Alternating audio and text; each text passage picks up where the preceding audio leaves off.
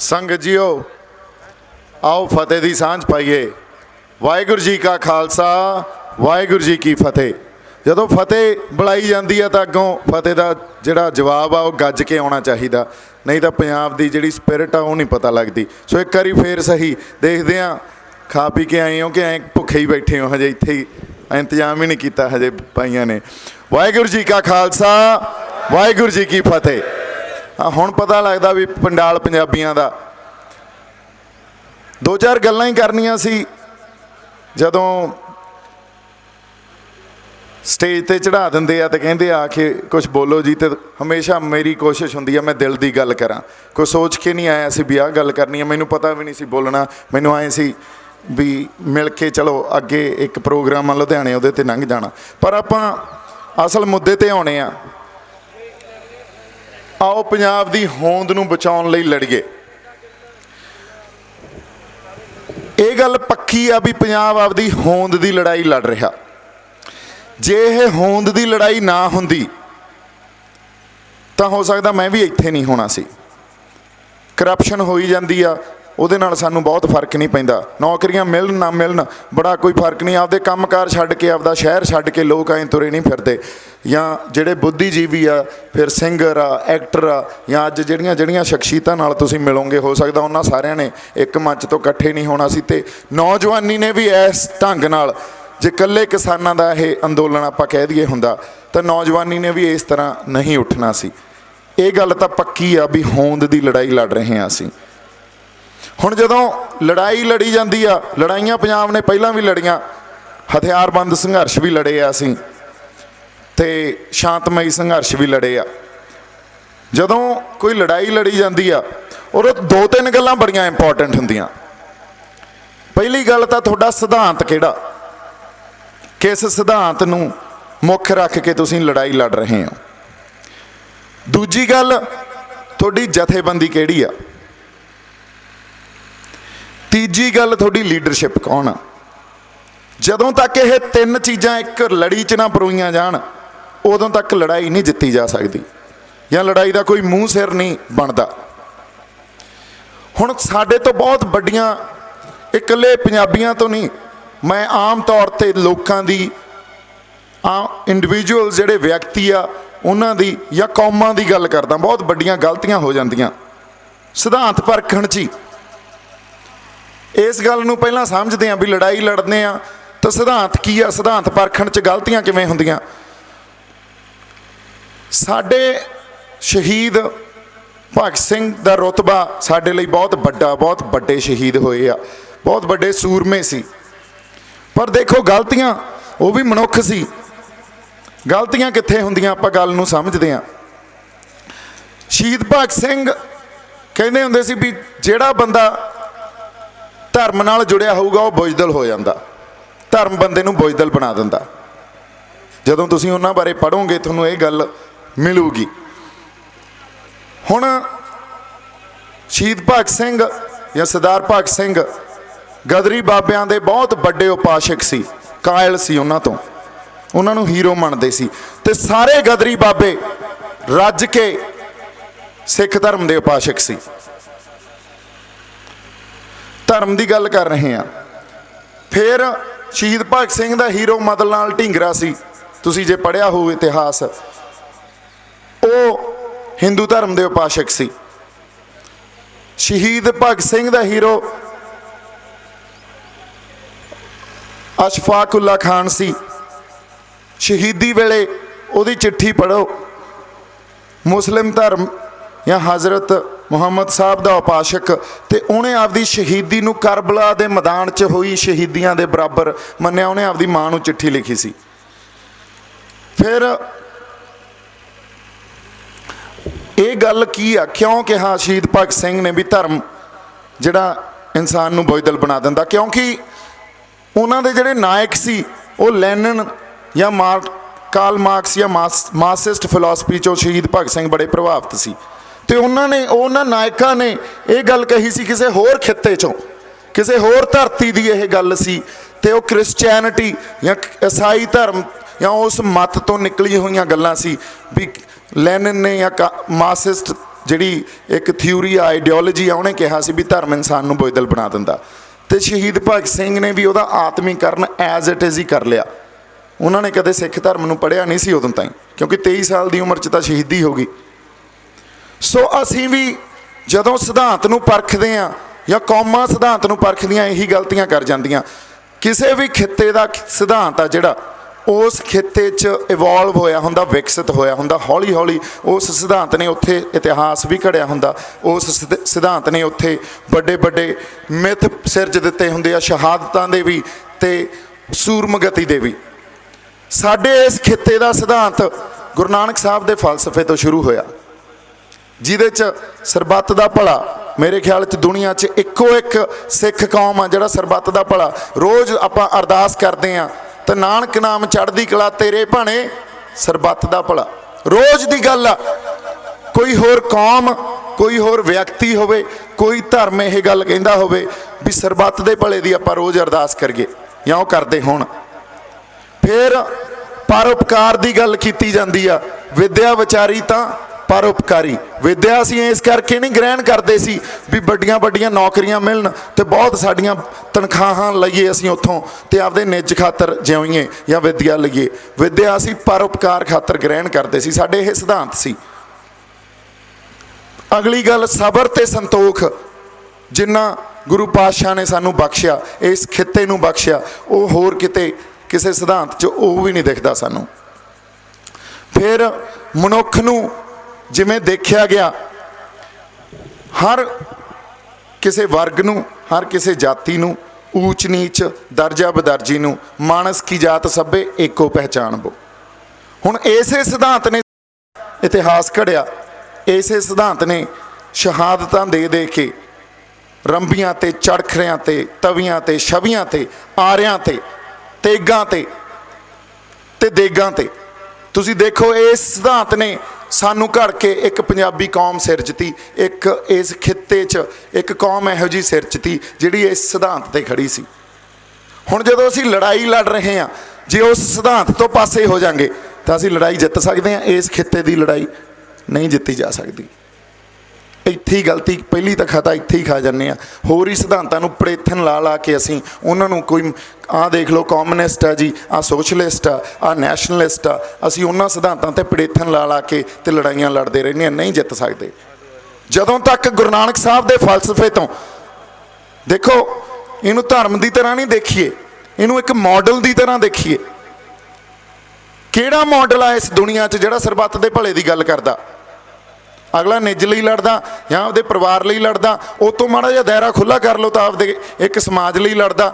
ਇੱਥੇ ਤਾਂ ਦੁਨੀਆ 'ਤੇ ਜਿਹਦੇ 'ਤੇ ਜ਼ਬਰ ਜਾਂ ਜ਼ੁਲਮ ਹੋ ਜਾਂਦਾ ਅਸੀਂ ਖੜੇ ਹੋ ਜਾਂਦੇ ਹਾਂ। ਸਾਡੀ ਮਾਨਸਿਕਤਾ ਹੀ ਇਹ ਆ।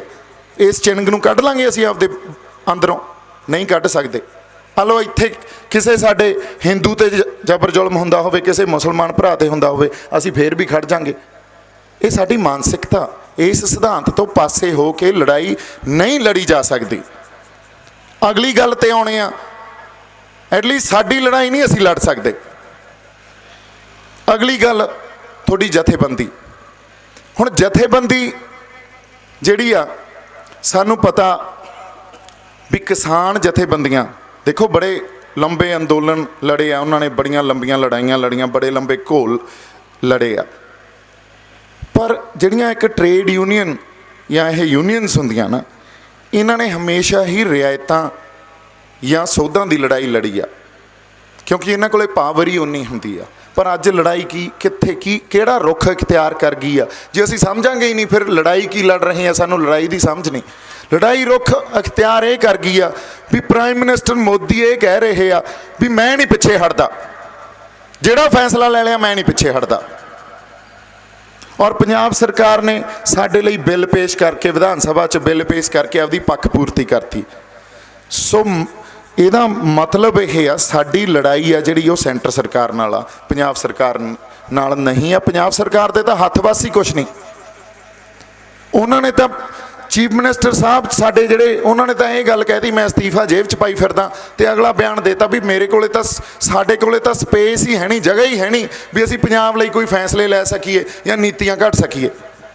ਜਦੋਂ ਸਪੇਸ ਹੀ ਹੈ ਨਹੀਂ तो पंजाब सरकार तो कुछ कर नहीं रही। सो साडी लड़ाई आ सेंटर दे नाल, फिर साडी जथेबंदी की होवे? ਇੱਥੇ ਅਸੀਂ ਖਤਾ ਖਾ ਰਹੇ ਹਾਂ, ਸਾਡੀ ਜਥੇਬੰਦੀ ਨਹੀਂ ਆ ਸਾਡੇ ਕੋਲੇ। ਅਸੀਂ ਅੱਜ ਤੱਕ ਆਪਦੀ ਸਿਆਸਤ ਹੀ ਨਹੀਂ ਖੜੀ ਕਰ ਸਕੇ। ਕੋਈ ਧਿਰ ਦੱਸ ਦਿਓ ਮੈਨੂੰ, ਸਿਆਸੀ ਧਿਰ ਜਿਹਨੇ ਪੰਜਾਬ ਦੇ ਲੋਕਾਂ ਖਾਤਰ ਜਾਂ ਪੰਜਾਬ ਖਾਤਰ ਕੁਛ ਕੀਤਾ ਹੋਵੇ। 73 ਸਾਲ ਦਾ ਇਤਿਹਾਸ ਸਾਡੇ ਕੋਲੇ ਆ ਆਜ਼ਾਦੀ ਤੋਂ ਬਾਅਦ, ਹਨੇਰਾ ਹੀ ਹਨੇਰਾ ਦੀਂਦਾ। ਕੋਈ ਕਿਤੇ ਚਾਨਣ ਹੀ ਹੋਵੇ, ਮਾੜਾ ਮੋਟਾ ਹੀ ਚਾਨਣ ਹੋਵੇ ਵੀ ਆ 5 ਸਾਲ ਚਾਨਣ ਹੋਇਆ ਸੀ, ਨਹੀਂ ਆ। ਸੋ ਲੋੜ ਕੀ ਹੈ ਸਾਡੀ? देखो ट्रेड यूनियन या किसान यूनियन तो असी एक्सपैक्ट करांगे साडी सियासत खड़ी कर सकणगे, नहीं खड़ी कर सकते। वो उन्होंने एक लिमिटेशन आ, सीमिताई आ। वो तो अज असल तौर पर मेरे तो सच बोले बिना रहा नहीं जाता हुंदा।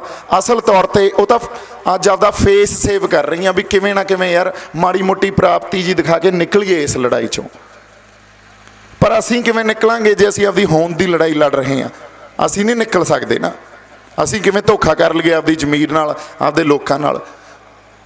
धरती नाल साडा सभ्याचार भी जुड़िया, धरती नाल साडा सियासत भी जुड़ी आ, धरती नाल साडी इतिहास भी जुड़िया होया, साडा फलसफा भी जुड़िया होया। जे साडे तो साडी धरती खो गए तो सब कुछ ही खुर गया मुड़ के। पंजाब दे मसले केंद्र सरकार दे ਜਿਹੜੇ मसले आ या केंद्र सरकार दे कह लो उन्होंने दे इंटरस्ट आ, ਉਹਦੇ तो हमेशा ही कॉन्ट्ररी रहे, हमेशा ही टकरा रहा। पंजाब नूं वो समझ ही नहीं सकते, तां करके ਜਿਹੜੀਆਂ ਨੀਤੀਆਂ पंजाब ਲਈ ਘੜਦੇ ਆ ਉਹ ਆਪਦੇ ਅਕੋਰਡਿੰਗਲੀ ਘੜ ਦਿੰਦੇ ਆ ਵੀ ਆਹ ਗੱਲ ਅਸੀਂ ਕਾਰਪੋਰੇਟ ਕਲਚਰ ਉੱਥੇ ਪੈਦਾ ਕਰ ਦਿਓ। ਪਰ ਕਾਰਪੋਰੇਟ ਕਲਚਰ ਨੇ ਆ ਕੇ ਤਾਂ ਇੱਥੇ ਗਲਬਾ ਹੀ ਪਾਉਣਾ। ਉਹਨਾਂ ਕੰਪਨੀਆਂ ਨੇ ਆ ਕੇ ਸਾਡੇ ਤੋਂ ਸਾਡੀਆਂ ਜ਼ਮੀਨਾਂ ਖੋਹਣੀਆਂ, ਸਾਡੀ ਖੁਦਮੁਖਤਿਆਰੀ ਖੋਹਣੀ ਆ। ਜਿਹੜਾ 2 ਕਿੱਲੇ ਵਾਲਾ ਕਿਸਾਨ ਆ ਅੱਜ ਉਹਦੇ ਕੋਲੇ ਆਪਦੀ ਖੁਦਮੁਖਤਿਆਰੀ, ਅਗਲਾ ਕਹਿੰਦਾ ਯਾਰ ਮੈਂ ਬੀਜਾਂ ਨਾ ਬੀਜਾਂ ਮੇਰੀ ਮਰਜ਼ੀ। ਤੁਸੀਂ ਕੀ ਲੱਗਦੇ ਹੋ ਮੇਰੇ ਦੱਸਣ ਵਾਲੇ ਵੀ ਮੈਂ ਆਹ ਗੱਲ ਬੀਜਾਂ ਤੇ ਤੁਹਾਡੇ ਤੁਸੀਂ ਮੇਰੇ ਨਾਲ ਕੰਟਰੈਕਟ ਕਰੋਗੇ ਜਾਂ 100 ਰੁਪਈਆ ਜ਼ਿਆਦਾ ਦੇ ਦੋਗੇ? मेरी सियासत पिंड च सरपंच कौन आ, पंच कौन आ? मैं तो जे मेरी जमीन है तां ही मैं इन्हां गल्लां नाल जुड़िया। जे ये चीज़ मेरे तो खुसदी है तो सब कुछ ही खुस जाता। सो पंजाब दे जिहड़े मसले आ उन्हां नूं समझ ही नहीं आ रहे ते साडे कोले आपदे मसलियां नूं हल करन वास्ते आपदे फैसले लैण दा हक है नहीं। सो केंद्र सरकार नाल लड़ाई ये लड़ रहे हैं, आपदे हक आपदे फैसले लैण दा असीं केंद्र सरकार तो मंग रहे हैं। कल्ला पंजाब नहीं मंग रहा, असीं ये नहीं कहते कल्ले पंजाब नूं दिओ।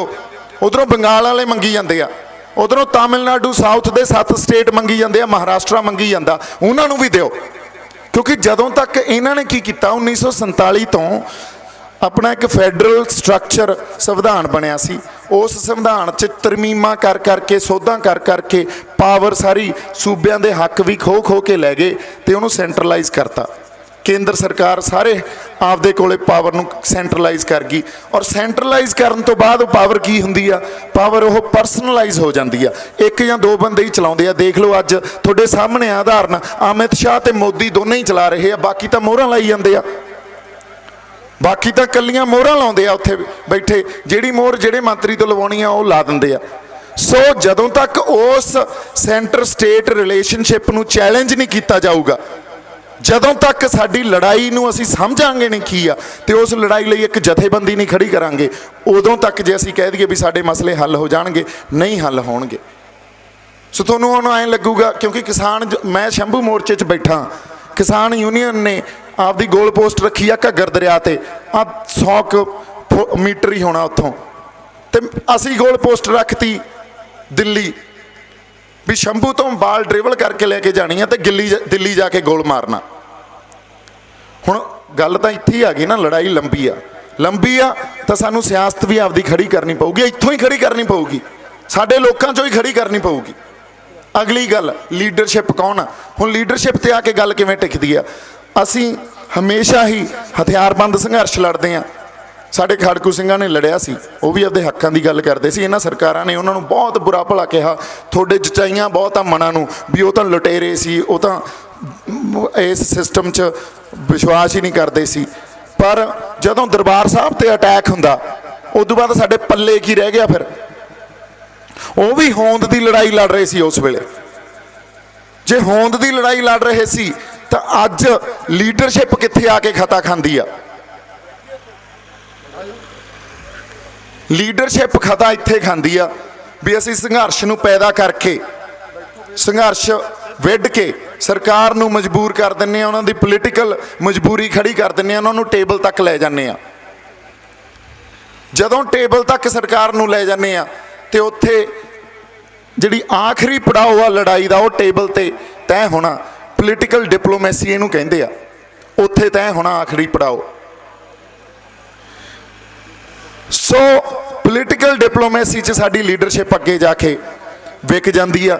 ਤੁਸੀਂ ਸੋਚ ਨਹੀਂ ਸਕਦੇ ਵੀ ਇਤਿਹਾਸ ਗਵਾਹ ਇੱਥੋਂ ਤੱਕ ਵਿਕਦੇ ਆ ਵੀ ਐਡਾ ਲੰਬਾ ਸੀ ਸੰਘਰਸ਼ ਲੜਿਆ, ਲੋਕਾਂ 'ਚ ਜਜ਼ਬਾ ਐਡਾ ਵੱਡਾ ਉਭਾਰ। ਇਹ ਪਹਿਲੀ ਵਾਰ ਨਹੀਂ ਆਇਆ, ਪਹਿਲਾਂ ਵੀ ਆਏ ਆ, ਪਰ ਸਾਡੇ ਪ੍ਰਾਪਤੀ ਕੀ ਆ, ਹੱਥ ਪੱਲੇ ਕੀ ਲੱਗਿਆ? ਕੁਛ ਵੀ ਨਹੀਂ। ਕਿਉਂਕਿ ਉੱਥੇ ਜਾ ਕੇ ਕਹਿੰਦੇ ਆ ਮੇਰੇ ਜਵਾਈ ਨੂੰ ਫਲਾਣੇ ਜਗ੍ਹਾ B.Ed ਕੀਤੀ ਆ ਜਾਂ ਉਹਨੇ M.A ਕੀਤੀ ਆ, ਉੱਥੇ ਨੌਕਰੀ ਦੇ ਦਿਓ, ਮੇਰੀ ਨੂੰਹ ਨੂੰ ਟੀਚਰ ਲਾ ਦਿਓ, ਮੇਰੇ ਫਲਾਣੇ ਕੁੜੀ ਨੂੰ ਮੁੰਡੇ ਨੂੰ ਆਹ ਕਰ ਦਿਓ। ਇਹਨਾਂ ਗੱਲਾਂ ਤੇ ਹੀ ਵਿਕ ਜਾਂਦੇ ਆ ਪਤੰਦਰ। ਪੋਲੀਟੀਕਲ ਡਿਪਲੋਮੈਸੀ ਜਦੋਂ ਐਡੀ ਵੱਡੀ ਲੜਾਈ ਲੜ ਕੇ ਪ੍ਰੈਸ਼ਰ ਪਾ ਕੇ ਅਸੀਂ ਟੇਬਲ ਤੇ ਬੈਠੀਏ, ਟੇਬਲ ਤੇ ਪੋਲੀਟੀਕਲ ਡਿਪਲੋਮੈਸੀ 'ਚ ਅਸੀਂ ਹਮੇਸ਼ਾ ਹੀ ਖਤਾ ਖਾਧੀ ਆ। ਫਿਰ ਅੱਜ ਤੱਕ ਜੇ ਅਸੀਂ ਲੜਾਈਆਂ ਲੜਨੀਆਂ, ਸਾਡੇ ਮੂਹਰੇ ਹਾਂ ਰੀਸੈਂਟ ਇਤਿਹਾਸ ਪਿਆ, ਸਰਬੱਤ ਖਾਲਸਾ ਬਰਗਾੜੀ ਦਾ ਮੋਰਚਾ। ਤੁਸੀਂ ਦੇਖੋ ਨਿਕਲਿਆ ਕਿਉਂ ਨਹੀਂ ਕੁਛ? ਕਿਉਂਕਿ ਤਿੰਨੇ ਚੀਜ਼ਾਂ, ਪਹਿਲੀ ਗੱਲ ਤੁਹਾਡਾ ਸਿਧਾਂਤ ਕੀ ਆ, ਦੂਜੀ ਗੱਲ ਤੁਹਾਡੀ ਜਥੇਬੰਦੀ ਕਿਹੜੀ ਆ, ਤੀਜੀ ਗੱਲ ਤੁਹਾਡੀ ਲੀਡਰਸ਼ਿਪ ਕਿਹੜੀ ਆ। ਤਿੰਨੇ ਚੀਜ਼ਾਂ 'ਚ ਅਸੀਂ ਮਾਰ ਖਾਧੀ ਆ। ਜੇ ਤਿੰਨੇ ਚੀਜ਼ਾਂ 'ਚ ਮਾਰ ਖਾਵਾਂਗੇ ਤੇ ਅਸੀਂ ਕਿੱਥੋਂ ਜਿੱਤ ਲਾਂਗੇ? ਤੁਸੀਂ ਆਮ ਤੌਰ ਤੇ ਇਹ ਆਪਣੇ ਅੰਦਰ ਇਹ ਨਿਰਾਸ਼ਤਾ ਕਿਉਂ ਪੈਦਾ ਹੁੰਦੀ ਆ ਇਹਨਾਂ ਮੋਰਚਿਆਂ ਤੋਂ ਬਾਅਦ, ਇਹਨਾਂ ਸੰਘਰਸ਼ਾਂ ਤੋਂ ਬਾਅਦ?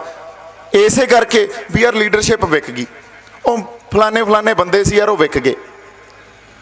ਪਰ ਅਗਲੇ ਨਾ ਤਾਂ ਸਿਧਾਂਤ ਤੇ ਖੜੇ ਆ, ਨਾ ਕੋਈ ਜਥੇਬੰਦੀ ਆ, ਤੇ ਉਹਨਾਂ ਨੇ ਤਾਂ ਵਿਕਣਾ ਹੀ ਆ। ਫਿਰ ਅਸੀਂ ਆਪਦੀ ਪੋਲੀਟੀਕਲ ਡਿਪਲੋਮੈਸੀ 'ਚ ਖਤਾ ਖਾਣੀ ਆ।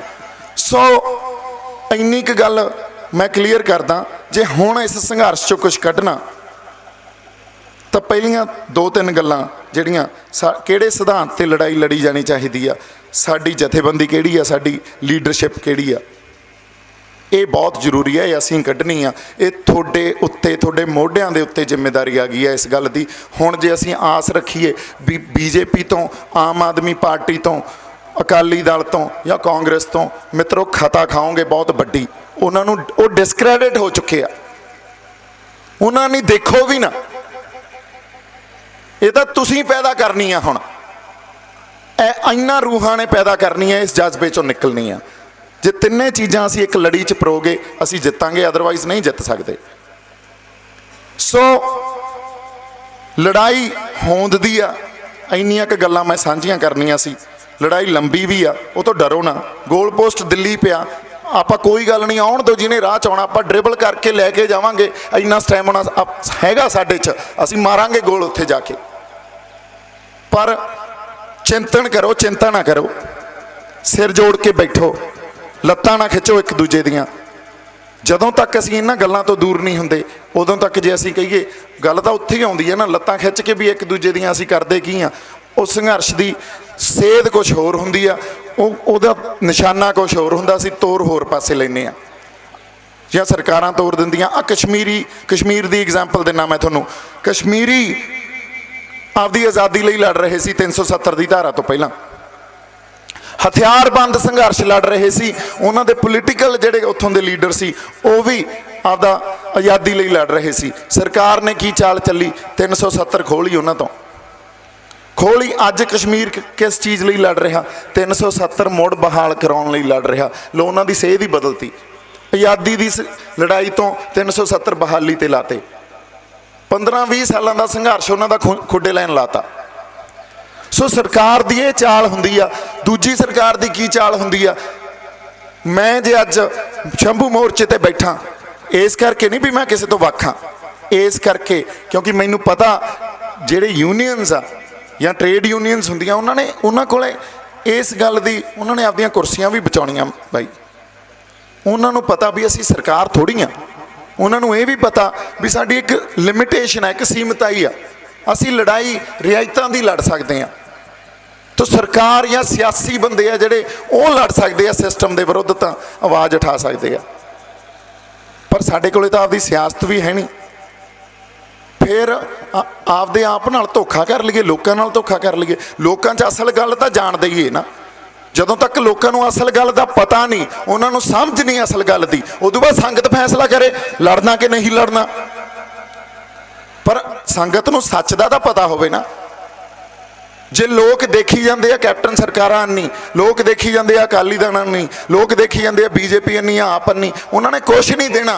जिहड़ा दिल्ली नाल जाके बह गया पंजाब लई, वो कदे कुछ नहीं कर सकता। ये गल लड़ बन लो आपदे, सीधी गल है।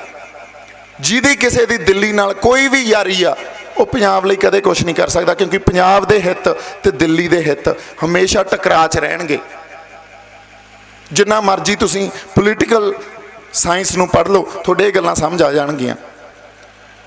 सो जदों असीं आपदियां लत्तां खिੱਚਦੇ आ, एक दूजे ते तोहमतां लाउने आ, ब्लेम लाउने आ, वो असीं कर कुछ नहीं रहे, उस लड़ाई नूं कमज़ोर ही कर रहे हुंदे आ। ਜਦੋਂ 4 तरीक ਨੂੰ ਅਸੀਂ ਸ਼ੰਭੂ ਦਾ ਮੋਰਚਾ ਲਿਖਿਆ ਸੀ, ਹਰ ਬੰਦੇ ਨੇ ਉਂਗਲ ਚੱਕੀ, ਹਰ ਕਿਸੇ ਨੇ ਇਹ ਗੱਲ ਕਹੀ ਕਿਸਾਨਾਂ ਦੇ ਸੰਘਰਸ਼ ਨੂੰ ਕਮਜ਼ੋਰ ਕਰਨ ਲਈ ਤੁਲੇ ਹੋਏ ਆ ਲੋ ਖੜੇ ਆ ਨਾ ਇਕੱਠੇ। ਇਸ ਗੱਲ ਤੋਂ ਅੱਜ ਇੱਥੇ ਸਟੇਜ ਤੋਂ ਜੇ ਅੱਜ ਇੱਥੇ ਖੜੇ ਆ, ਇਹ ਗੱਲ ਤਾਂ ਪ੍ਰੂਫ ਹੁੰਦੀ ਆ ਵੀ ਅਸੀਂ ਇਕੱਠੇ ਆ। ਫਿਰ ਜੇ ਅਸੀਂ ਇੱਕ ਦੂਜੇ ਦੀਆਂ ਲੱਤਾਂ ਹੀ ਖਿੱਚਣ ਲੱਗ ਗਏ, ਫਿਰ ਮੈਨੂੰ ਲੱਗਦਾ ਜਿਹੜੀਆਂ ਸੁਹਿਰਦ ਰੂਹਾਂ ਜਾਂ जिन्हों ने लंबे संघर्ष भी लड़े आ, उन्होंने ये गल समझ लैनी चाहिए सी, असीं कमज़ोर नहीं कर रहे। हमेशा ही इतिहास च लड़ाइयाँ वख-वख मोर्चों तो लड़ियां जांदियां। एक मोर्चा पंजाब दी होंद लई भी लाउणा पैना सी, क्योंकि उदों पहलां जदों किसान यूनीयन च मीटिंग हुई, किसी ने भी ये गल नहीं कही सी भी पंजाब आपदी होंद दी लड़ाई लड़ रहा। अज तुसीं लिख के लाया होया, आओ पंजाब दी होंद नूं बचाउण लई लड़ीए। ये शंभू मोर्चे दी किते ना किते साडी प्राप्ति है। सो इन्नियां क गल्लां मैं तुहाडे नाल करनियां सी। मेरे वालों बहुत सारा प्यार ते सत्कार। जिउंदे वास्ते रहो। सत श्री अकाल। वाहिगुरू जी का खालसा, वाहिगुरू जी की फतेह। एक बारी गज के वाहिगुरू जी का खालसा, वाहिगुरू जी की फतेह। बहुत बहुत धन्यवाद दीप सिद्धू जी। बहुत विस्तार दे नाल तुहाडे नाल अपने विचार साझे कीते आ। सो दोस्तों, अज मैं ये नहीं कहना कि यह प्रोग्राम है Shaheed Udham Singh sports and welfare society Malerkotla and NRI club Dhuri दे वल्लों ये जिहड़ा मोर्चा आपां इत्थे अज लाया।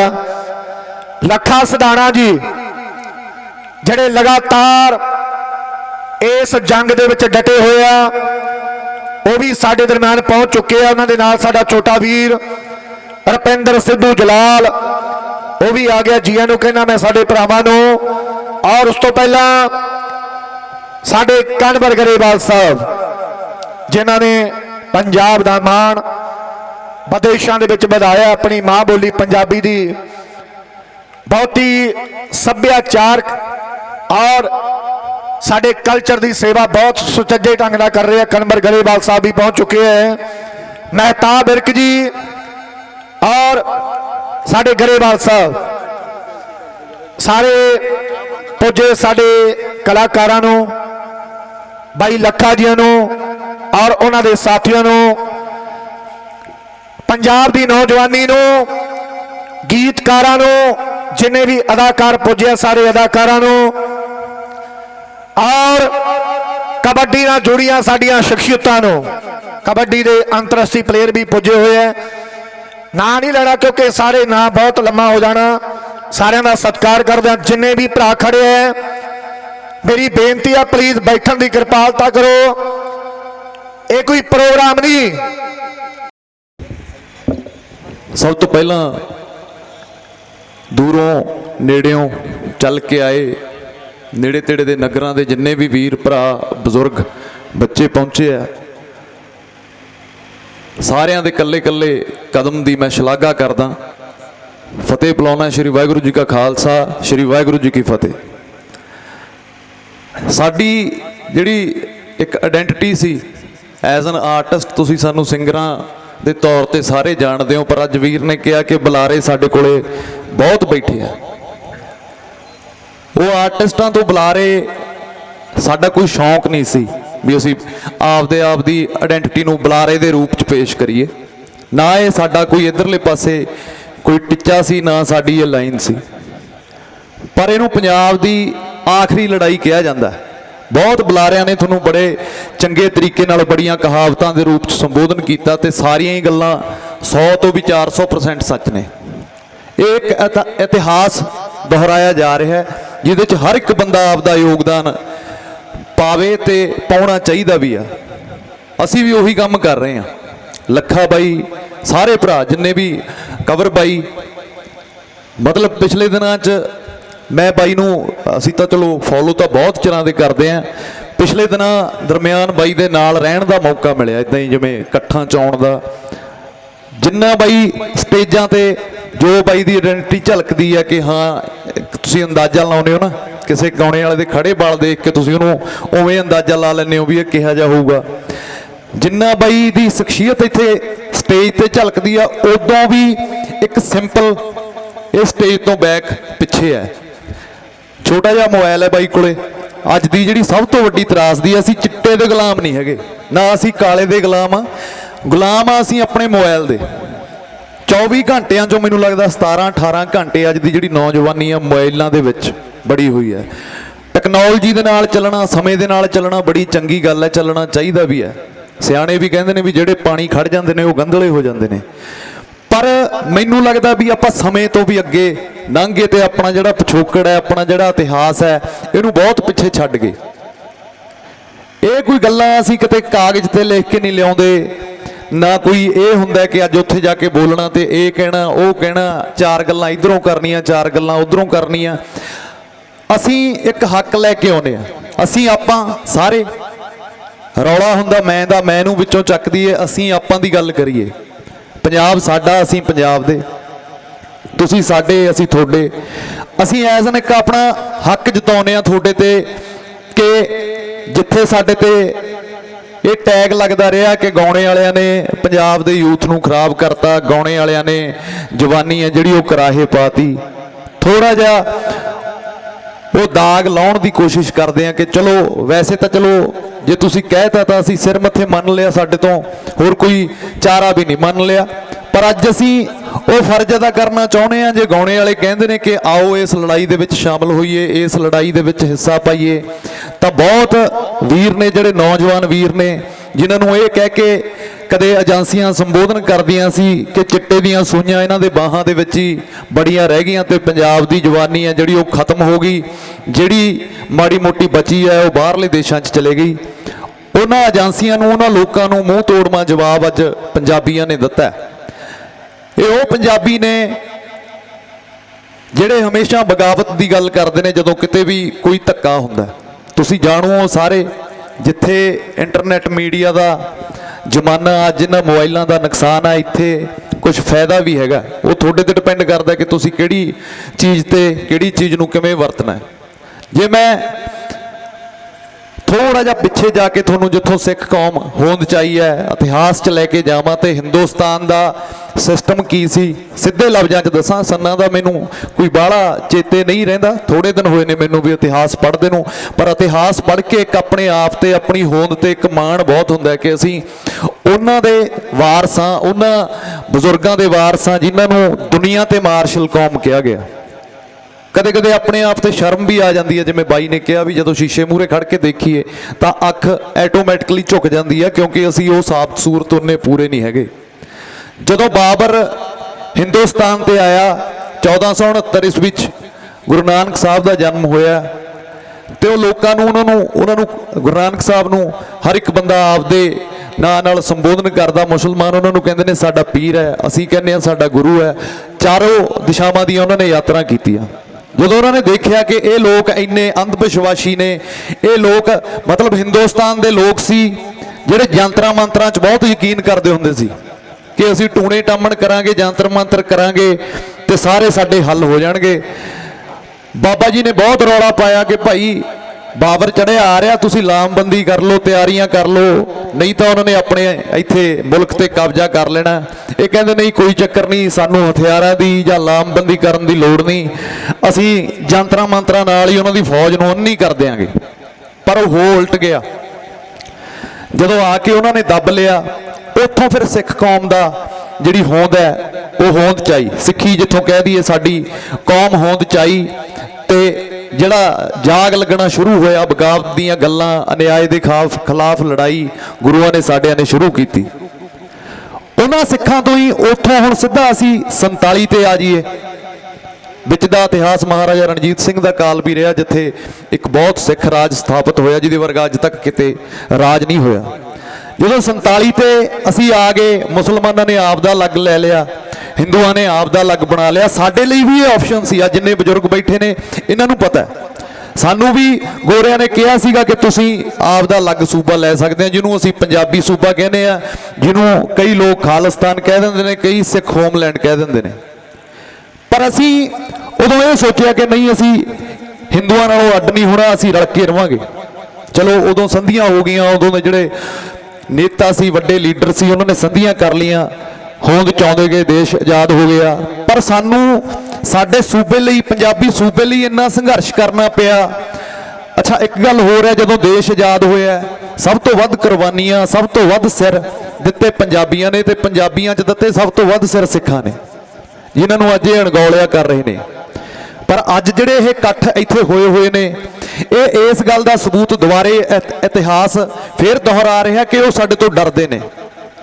ਜੇ ਅਸੀਂ ਲਾਮਬੰਦੀ ਕਰ ਲਈਏ, ਅਸੀਂ ਇਹ ਲੜਾਈ ਜਿੱਤੀ ਬੈਠੇ ਆ, ਸਾਡੇ ਹੋਰ ਵੀ ਜਿਹੜੇ ਹੱਕ ਨੇ ਉਹ ਲਈ ਬੈਠੇ ਆ। ਬਸ ਸਾਡੇ 'ਚ ਥੋੜੀ ਜਿਹੀ ਪ੍ਰੋਬਲਮ ਇਹ ਹੈ ਕਿ ਸਾਡੇ 'ਚ ਆਪਸੀ ਈਗੋ, ਜਾਂ ਇੱਕ ਜਿਹਨੂੰ ਕਹਿ ਦਿੰਦੇ ਆ ਪੰਜਾਬੀ 'ਚ ਇੱਕ ਬੜਾ ਪੁੱਠਾ ਜਿਹਾ ਸ਼ਬਦ ਹੁੰਦਾ ਕਿ ਸਾਡੇ 'ਚ ਨਾ ਇੱਕ ਟਸਲਬਾਜੀ ਬਹੁਤ ਜ਼ਿਆਦਾ ਹੈ। ਆਪਸ 'ਚ ਜਿੱਦਣ ਸਾਡੀ ਸੈਟਿੰਗ ਬਹਿ ਗਈ, ਜਿੱਦਣ ਅਸੀਂ ਇੱਕ ਲੀਹ ਤੇ ਚੱਲਣ ਲੱਗ ਗਏ ਸਾਰੇ, ਉਦੋਂ ਮੈਨੂੰ ਲੱਗਦਾ ਕਿ ਰਾਜ ਕਰੇਗਾ ਖਾਲਸਾ, ਆ ਕੀ ਰਹੇ ਨਾ ਕੋਏ, ਇਹ ਸ਼ਬਦ ਨੇ ਜਿਹੜੇ ਉਹ ਸੰਪੂਰਨ ਹੋ ਜਾਣਗੇ। ਬੜੇ ਵੀਰ ਕਹਿੰਦੇ ਨੇ ਕਿ ਹੁਣ ਸਿੱਖਾਂ ਦੇ ਜਿਹੜੇ ਜਵਾਕ ਨੇ, ਹੁਣ ਜਿਹੜੇ ਪੰਜਾਬੀ ਨੇ, ਇਹਨਾਂ 'ਚ ਕੋਈ ਕਣ ਕੰਡਾ ਨਹੀਂ ਰਿਹਾ। ਪਰ ਮੈਨੂੰ ਲੱਗਦਾ ਹੈ ਕਿ ਸਾਡੇ 'ਚੋਂ, ਪੰਜਾਬ 'ਚੋਂ ਕਦੇ ਵੀ ਆਸ ਨਹੀਂ ਮੁੱਕ ਸਕਦੀ। ਆਸ ਤੇ ਬਗਾਵਤ ਹੈ, ਚਾਹੇ ਇੱਕ ਰਹਿ ਜਾਵੇ, ਚਾਹੇ ਪੂਰਾ ਸੂਬਾ ਹੋਵੇ, ਨਹੀਂ ਮੁੱਕ ਸਕਦੀ। ਅਸੀਂ ਜਦੋਂ ਤੱਕ ਜਿਉਂਦੇ ਰਵਾਂਗੇ ਦੁਨੀਆ ਤੇ, ਇਸੇ ਰੁਤਬੇ ਨਾਲ ਜਿਉਂਦੇ ਰਵਾਂਗੇ। ਇੱਥੇ ਕੀ ਤੁਸੀਂ ਬਾਹਰਲੇ ਮੁਲਕਾਂ 'ਚ ਦੇਖ ਲਓ, ਅਸਲ 'ਚ ਪ੍ਰੋਬਲਮ ਕਿੱਥੋਂ ਆਈ ਹੈ ਕਿ 7 ਸਮੁੰਦਰਾਂ ਦੀ ਦੁਨੀਆ ਤੇ ਜਿਹੜਾ ਸਾਡਾ ਖਾਲਸਾ ਪੰਥ ਦਾ ਝੰਡਾ ਝੂਲਦਾ ਹੈ, ਇਹ ਉੱਥੋਂ ਪ੍ਰੋਬਲਮ ਹੈ। ਬਾਹਰਲੇ ਮੁਲਕਾਂ 'ਚ ਸਾਡੀਆਂ ਬਹੁਤ ਹਕੂਮਤਾਂ ਨੇ, ਸਾਡੇ ਬੜੇ ਉੱਥੇ ਕੈਨੇਡਾ 'ਚ ਤਾਂ ਸਰਕਾਰ ਹੀ ਪੰਜਾਬੀਆਂ ਦੀ ਆ, ਅਮਰੀਕਾ 'ਚ ਪੰਜਾਬੀਆਂ ਦਾ, ਮਤਲਬ ਪੂਰੀ ਦੁਨੀਆ 'ਚ ਹੀ। ਇੰਗਲੈਂਡ ਦੀ ਰਾਣੀ ਜਦੋਂ ਹੱਥ ਮਿਲਾਉਂਦੀ ਹੈ ਇੱਕ ਸਿੱਖ ਨਾਲ ਤਾਂ ਆਪਣਾ ਦਸਤਾਨਾ ਲਾ ਦਿੰਦੀ ਹੈ। ਇਦੋਂ ਵੱਡਾ ਤਾਂ ਮੈਨੂੰ ਨਹੀਂ ਲੱਗਦਾ ਕੋਈ ਰੁਤਬਾ ਹੋਊਗਾ। ਵਿੱਚੋਂ ਤਾਂ ਉਹਨਾਂ ਨੂੰ ਵੀ ਪਤਾ ਹੀ ਹੈ ਨਾ, ਇੰਗਲੈਂਡ ਵਾਲੇ ਗੱਡੇ ਭਰ ਕੇ ਇੱਥੋਂ ਸਾਡਾ ਸੋਨਾ ਲੈ ਕੇ ਗਏ ਨੇ, ਸੋਨੇ ਦੀ ਚਿੜੀ ਨਾਲ ਸੰਬੋਧਨ ਕੀਤਾ ਜਾਂਦਾ ਸੀ ਹਿੰਦੁਸਤਾਨ ਨੂੰ। ਇਹ ਉਸ ਗੱਲੋਂ ਡਰਦੇ ਨੇ ਕਿ ਜੇ ਅਸੀਂ ਇਹਨਾਂ ਨੂੰ ਨਾ ਦੱਬਿਆ ਤੇ ਆਉਣ ਵਾਲੇ ਸਮੇਂ 'ਚ ਇਹ ਸਾਡੇ ਤੇ ਹਕੂਮਤ ਕਰਨਗੇ। ਉਹ ਰਾਹ ਕਿਹੜੇ ਲੱਭੇ ਨੇ ਇਹਨਾਂ ਨੇ? ਸਾਨੂੰ ਕਨਵੈਂਟ ਸਕੂਲ, ਅਸਲ 'ਚ ਥੋੜੀ ਜੀ ਇੱਥੇ ਗੱਲ ਹੁਣ ਚੁਭੂਗੀ ਵੀ, ਜਿਹੜੇ ਵੀਰ ਬੈਠੇ ਨੇ, ਮੇਰੀ ਤਾਂ ਚਲੋ ਐਡਾ ਰੁਤਬਾ ਨਹੀਂ, ਮੇਰੀ ਐਡੀ ਉਮਰ ਨਹੀਂ, ਪਰ ਕਿਤੇ ਨਾ ਕਿਤੇ ਮੈਨੂੰ ਲੱਗਦਾ ਜਾ ਕੇ ਪ੍ਰੋਬਲਮਾਂ ਉਹਨਾਂ ਨਾਲੋਂ ਵੱਧ ਸਾਡੇ 'ਚ ਜ਼ਿਆਦੇ ਨੇ। ਜੇ ਕੋਈ ਮੇਰੇ ਵਰਗਾ ਕਹਿ ਦੇਵੇ ਕੱਲ ਨੂੰ ਮੇਰਾ ਵਿਆਹ ਹੋਣਾ ਕਿ ਮੈਂ ਆਪਦੇ ਜਵਾਕ ਨੂੰ ਪੰਜਾਬੀ ਸਕੂਲ 'ਚ ਲਾਉਣਾ, ਤਾਂ ਮੇਰੀ ਘਰ ਵਾਲੀ ਨਾਲ ਹੀ ਡੰਡਾ ਚੱਕ ਲੂਗੀ ਵੀ ਨਹੀਂ, ਇਹਨੂੰ ਕਨਵੈਂਟ 'ਚ ਲਾਉਣਾ, ਪੰਜਾਬੀ 'ਚ ਨਹੀਂ ਲਾਉਣਾ। ਇੱਥੇ ਹੀ ਹਾਰ ਗਏ ਅਸੀਂ। ਹੁਣ ਜਿਹੜਾ ਬਚਪਨ ਹੈ, ਇਹ ਸਾਡਾ ਲਾਸਟ ਪੂਰ ਹੈ, ਇਹ ਆਖਰੀ ਲੜਾਈ ਵੀ ਇਹਨੂੰ ਤਾਂ ਕਿਹਾ ਜਾਂਦਾ ਹੈ।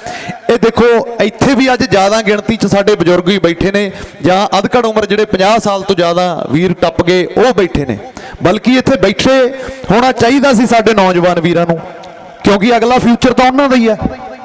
ਸਾਰੇ ਤਾਂ ਬਾਈ ਨੇ ਜਿਵੇਂ ਕਿਹਾ ਕੈਨੇਡਾ ਜਾ ਨਹੀਂ ਸਕਦੇ, ਚਲੋ ਚਲੇ ਵੀ ਜਾਈਏ, ਮੰਨ ਲਿਆ, ਜਾਣ 'ਚ ਗਰੇਜ਼ ਵੀ ਕੋਈ ਨਹੀਂ, ਪਰ ਯਾਰ ਆਪਣਾ ਘਰ ਛੱਡ ਦੇਣਾ ਇਹ ਤਾਂ ਕੋਈ ਮੈਨੂੰ ਲੱਗਦਾ ਬਹੁਤੀ ਸਿਆਣਪ ਦੀ ਗੱਲ ਨਹੀਂ। ਤੇ ਆਪਾਂ ਇੱਥੋਂ, ਸਾਡੇ ਤਾਂ ਜੇ ਕੋਈ ਉਹੀ ਗੱਲ, ਜਦੋਂ ਅਣਖ ਦੀ ਗੱਲ ਆ ਜਾਂਦੀ ਹੈ ਫਿਰ ਦੂਜੇ ਪਾਸੇ ਨੂੰ ਹੋ ਜਾਂਦੇ ਨੇ ਵੀ ਵੱਟ ਤੇ ਕੋਈ ਪੈਰ ਧਰ ਕੇ ਦਿਖਾ ਦੇਵੇ ਅਸੀਂ ਗਿੱਟੇ 'ਚ ਗੋਲੀ ਮਾਰਾਂਗੇ। ਤਾਂ ਹੁਣ ਤਾਂ ਅਗਲੇ ਫਿਰ ਸਿੱਧਾ ਪੰਜਾਬ ਹੀ ਦੱਬਣ ਨੂੰ ਫਿਰਦੇ ਨੇ। ਇੱਥੇ ਵੱਟਾਂ ਤੇ ਗਿੱਟਿਆਂ ਦਾ ਤਾਂ ਕੋਈ ਰੌਲਾ ਹੀ ਨਹੀਂ ਰਿਹਾ। ਚਲੋ ਕਾਂਗਰਸ ਨੇ ਅਟੈਕ ਕਰਵਾਇਆ ਹਰਮੰਦਰ ਸਾਹਿਬ ਤੇ, ਨਾ ਸਾਨੂੰ ਕਦੇ ਭੁੱਲੂਗਾ ਤੇ ਨਾ ਕਦੇ ਅਸੀਂ ਭੁੱਲਾਂਗੇ। ਪਰ ਦੂਜੀ ਸਰਕਾਰ ਜਿਹਨੂੰ ਅਸੀਂ ਕਹਿੰਦੇ ਸੀ ਕਿ ਇਹ ਸਾਡੇ ਹਮੈਤੀ ਨੇ, ਉਹ ਤਾਂ ਸਾਡੀ ਜਿਣਸ ਨੂੰ ਹੀ ਖਤਮ ਕਰਨ ਨੂੰ ਫਿਰਦੇ ਨੇ, ਪੰਜਾਬ ਦਾ ਹੀ ਮਲੀਆ ਮੇਟ ਕਰਨ ਨੂੰ ਫਿਰਦੇ ਨੇ। ਇਹ ਬਿੱਲ ਨੇ ਜਿਹੜੇ ਕਿਤੇ ਨਾ ਕਿਤੇ ਖੇਤੀ ਨਾਲ ਤਾਂ ਜੁੜੇ ਹੋਏ ਨੇ, ਕਿਉਂਕਿ ਖੇਤੀ ਤੋਂ ਬਿਨਾ ਇਹ ਸੂਬੇ ਕੋਲ ਹੋਰ ਹੈ ਹੀ ਕੁਝ ਨਹੀਂ। 35% ਲੋਕ ਨੇ ਜਿਹੜੇ ਉਹ ਸਿੱਧੇ ਤੌਰ ਤੇ ਰੁਜ਼ਗਾਰ ਨਾਲ ਜੁੜੇ ਨੇ, ਖੇਤੀ ਨਾਲ। 20% ਲੋਕ ਨੇ ਜਿਹੜੇ ਉਹ ਸਿੱਧੇ ਤੌਰ ਤੇ ਖੇਤੀ ਨਾਲ ਜੁੜੇ ਨੇ। 55% ਲੋਕ ਨੇ ਜਿਹੜੇ ਉਹਨਾਂ ਨੂੰ ਖੇਤੀ ਹੈ ਜਿਹੜੀ ਉਹ ਕਾਰੋਬਾਰ ਦਿੰਦੀ ਹੈ, ਰੁਜ਼ਗਾਰ ਦਿੰਦੀ ਹੈ ਪੰਜਾਬ 'ਚ। ਆ ਪਿੱਛੇ ਜੇ ਕਰੋਨਾ ਹੋਇਆ ਸੀ, ਤੁਹਾਨੂੰ ਸਭ ਨੂੰ ਪਤਾ, ਤੁਸੀਂ ਜਾਣੂ ਹੋ ਚੰਗੇ ਤਰੀਕੇ ਨਾਲ। ਉਹਨਾਂ ਸਟੇਟਾਂ ਕੋਲੇ ਰਾਸ਼ਨ ਪਾਣੀ ਮੁੱਕ ਗਿਆ ਸੀ। ਪੰਜਾਬ 'ਚੋਂ 40-42 ਲੱਖ ਟਨ ਕਣਕ ਦੀਆਂ ਟ੍ਰੇਨਾਂ ਭਰ ਕੇ ਉਹਨਾਂ ਸੂਬਿਆਂ 'ਚ ਗਈਆਂ ਨੇ, ਚਾਹੇ ਉਹ ਮਹਾਰਾਸ਼ਟਰ ਹੈ ਚਾਹੇ ਉਹ ਗੁਜਰਾਤ ਹੈ।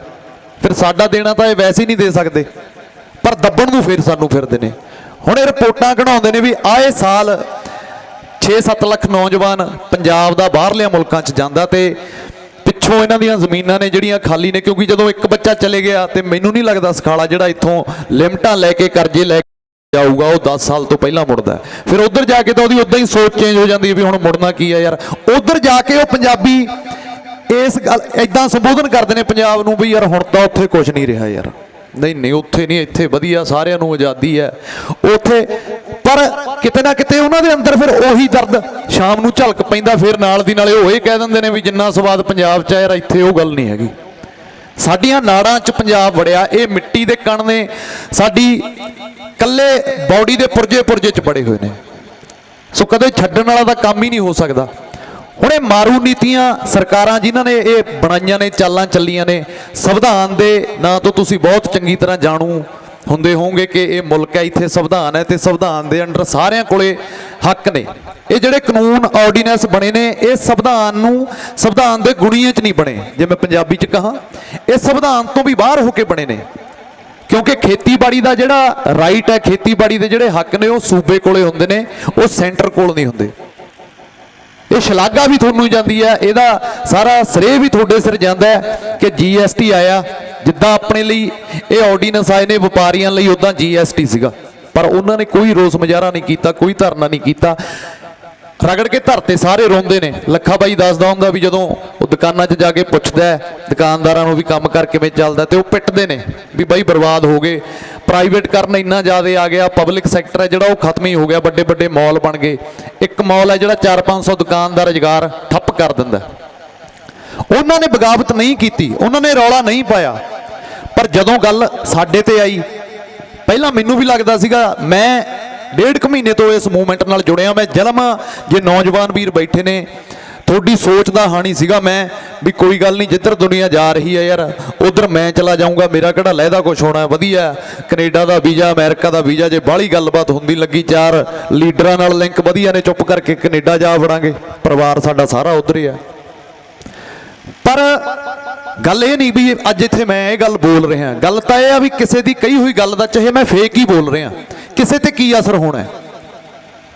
ਉਸੇ ਦਰਮਿਆਨ ਮੈਂ ਅੱਜ ਜਦੋਂ ਮੂਵਮੈਂਟ ਚੱਲੀ ਹੈ, ਇੱਕ ਧਰਨੇ ਲੱਗਣੇ ਸ਼ੁਰੂ ਹੋਏ ਨੇ, ਮੈਂ ਘਰੇ ਬੈਠਾ ਚਾਹ ਆਪਦੇ ਪੀ ਰਿਹਾ ਸੀਗਾ, ਤੇ ਇੱਕ ਮੇਰੇ ਨਾਲ ਸਾਹਮਣੇ ਵੀਡੀਓ ਆ ਗਈ ਹਰਿਆਣੇ ਦੀ, ਮਹਿਤਾਬ ਸਾਡਾ ਭਰਾ, ਉਹ ਵੀਡੀਓ 'ਚ ਕੀ ਕਰਦਾ, ਇੱਕ ਪੁਲਿਸ ਵਾਲਾ ਇੱਕ 70-72 ਸਾਲ ਦਾ 80 ਸਾਲ ਦਾ ਬਜ਼ੁਰਗ ਹੈ ਜਿਹਦੇ ਡਾਂਗ ਮਾਰਦਾ ਤੇ ਉਹਦੀ ਪੱਗ ਗਿਰ ਜਾਂਦੀ ਹੈ, ਠੁੱਡਾ ਉਹ ਨਾਲੇ ਉਹਦੀ ਪੱਗ ਤੇ ਵੀ ਮਾਰਦਾ ਤੇ ਨਾਲੇ ਉਹਦੇ ਸਿਰ ਤੇ ਵੀ ਮਾਰਦਾ। ਇਹ ਮਹਾਰਾਜ ਨੇ ਵਿਧੀ ਬਣਾਉਣੀ ਸੀ, ਮੈਨੂੰ ਨਹੀਂ ਪਤਾ। ਉਹ ਦੇਖ ਕੇ ਅੰਦਰੋਂ ਮੇਰਾ ਕਾਲਜਾ ਜਿਹੜਾ ਝੰਜੋੜਿਆ ਗਿਆ, ਤੇ ਫਿਰ ਮੇਰੇ ਤੋਂ ਰੁਕਿਆ ਨਹੀਂ ਗਿਆ ਵੀ ਨਹੀਂ ਯਾਰ ਕੋਈ ਨਹੀਂ, ਕਲਾਕਾਰਾਂ ਤਾਂ ਵੀ ਖੇਤਾਂ ਕਰਕੇ ਹੀ ਆ, ਕਿਸਾਨੀ ਕਰਕੇ ਹੀ ਆ, ਸਾਨੂੰ ਕਿਹੜਾ ਕੋਈ ਲੋਕ ਚਿੰਬੜਦੇ ਨੇ। ਹੁਣ ਵੀ ਦੇਖ ਲਓ, ਕੋਈ ਤੁਹਾਨੂੰ ਲੱਗਦਾ ਕਿ ਕਲਾਕਾਰਾਂ ਦੀ ਆਇਡੈਂਟੀਟੀ ਆ ਜਿਹੜੀ ਤੁਹਾਨੂੰ ਸਾਰਿਆਂ ਨੂੰ ਪਤਾ ਹੈ, ਉਹ ਆਪਦੇ ਨਾਲ 8-8 ਬਾਉਂਸਰ ਲੈ ਕੇ ਘੁੰਮਦੇ ਆ, ਪ੍ਰੋਗਰਾਮ ਲਾਉਂਦੇ ਆ, ਜਾਂਦੇ ਆ। ਅੱਜ ਹਰ ਇੱਕ ਬੰਦਾ ਤੁਹਾਡੇ ਵਿੱਚ ਦਰਮਿਆਨ ਬੈਠਾ ਤੇ ਇਹ ਸਮਝਦਾ ਹੀ ਨਹੀਂ ਕਿ ਉਹ ਕਲਾਕਾਰ ਹੈ, ਤੇ ਸਮਝਣਾ ਚਾਹੀਦਾ ਵੀ ਨਹੀਂ ਜਦੋਂ ਤੱਕ ਇਹ ਮੂਵਮੈਂਟ ਚੱਲਦੀ ਹੈ। ਜ਼ਮੀਰ ਨੇ ਨਹੀਂ ਇਜਾਜ਼ਤ ਦਿੱਤੀ ਵੀ ਯਾਰ ਜੇ ਉਹ ਬਜ਼ੁਰਗ ਉੱਥੇ ਇੰਨਾ ਤਸ਼ੱਦਦ ਝੱਲ ਸਕਦਾ ਤਾਂ ਫਿਰ ਅਸੀਂ ਤਾਂ ਨੌਜਵਾਨ ਆ ਯਾਰ, ਸਾਨੂੰ ਤਾਂ ਜਵਾਨ ਕਿਹਾ ਜਾਂਦਾ, ਸਾਡੇ ਚੋਂ ਫਿਊਚਰ ਦਿੰਦਾ ਸਾਡੇ ਮਾਂ ਪਿਓ ਨੂੰ। ਜਿਵੇਂ ਸਾਡੇ ਘਰ ਦੇ ਪ੍ਰਤੀ ਸਾਡੀ ਜ਼ਿੰਮੇਵਾਰੀ ਹੁੰਦੀ ਹੈ, ਸਾਡੇ ਪਿੰਡ ਦੇ ਪ੍ਰਤੀ, ਸਾਡੇ ਏਰੀਏ ਦੇ ਪ੍ਰਤੀ, ਉਵੇਂ ਜ਼ਿੰਮੇਵਾਰੀ ਸਾਡੀ ਪੰਜਾਬ ਦੇ ਪ੍ਰਤੀ ਵੀ ਹੈ, ਕਿਉਂਕਿ ਇਸ ਪੰਜਾਬ ਦਾ ਦੇਣਾ ਨਾ ਅਸੀਂ ਕਦੇ ਦੇ ਸਕਦੇ ਹਾਂ ਤੇ ਨਾ ਦੇ ਸਕਾਂਗੇ। ਇੱਕ ਗੱਲ ਤੁਸੀਂ ਨੋਟ ਕਰ ਲਓ, ਦੁਨੀਆ ਤੇ ਸਭ ਤੋਂ ਪਵਿੱਤਰ ਧਰਤੀ ਫਤਿਹਗੜ੍ਹ ਸਾਹਿਬ ਦੀ ਧਰਤੀ, ਛੋਟੇ ਸਾਹਿਬਜ਼ਾਦਿਆਂ ਨੂੰ ਜਿੱਥੇ ਸ਼ਹੀਦ ਕੀਤਾ, ਤੁਸੀਂ ਪੜ੍ਹ ਲਿਓ ਗੂਗਲ ਤੇ, ਸਭ ਤੋਂ ਦੁਨੀਆ 'ਚ ਮਹਿੰਗੀ ਧਰਤੀ ਪੰਜਾਬ। ਤੇ ਜਿਹੜਾ ਬੰਦਾ ਜਨਮ ਵੀ ਲੈ ਲੈਂਦਾ ਉਹਦੇ ਕੋਈ ਪਿਛਲੇ ਜਨਮਾਂ ਦੇ ਇੰਨੇ ਚੰਗੇ ਪੁੰਨ ਕੀਤੇ ਆ, ਇਹ ਮੈਟਰ ਨਹੀਂ ਕਰਦਾ ਕਿ ਵਾਲ ਕਟਾਤੇ, ਚਲੋ ਇਹ ਸਾਡੀਆਂ ਕਮੀਆਂ ਨੇ, ਵਾਲ ਰੱਖੇ ਆ, ਪਰ ਜਿਹੜਾ ਪੰਜਾਬ ਦੀ ਧਰਤੀ ਤੇ ਜਨਮ ਲੈਂਦਾ ਉਦੋਂ ਵੱਡਾ ਮੈਨੂੰ ਨਹੀਂ ਲੱਗਦਾ ਕਿਤੇ ਕਿਸੇ ਦਾ ਪੁੰਨ ਕੀਤਾ ਹੁੰਦਾ ਕਿ ਜਿਹੜਾ ਪੰਜਾਬ 'ਚ ਜੰਮਿਆ।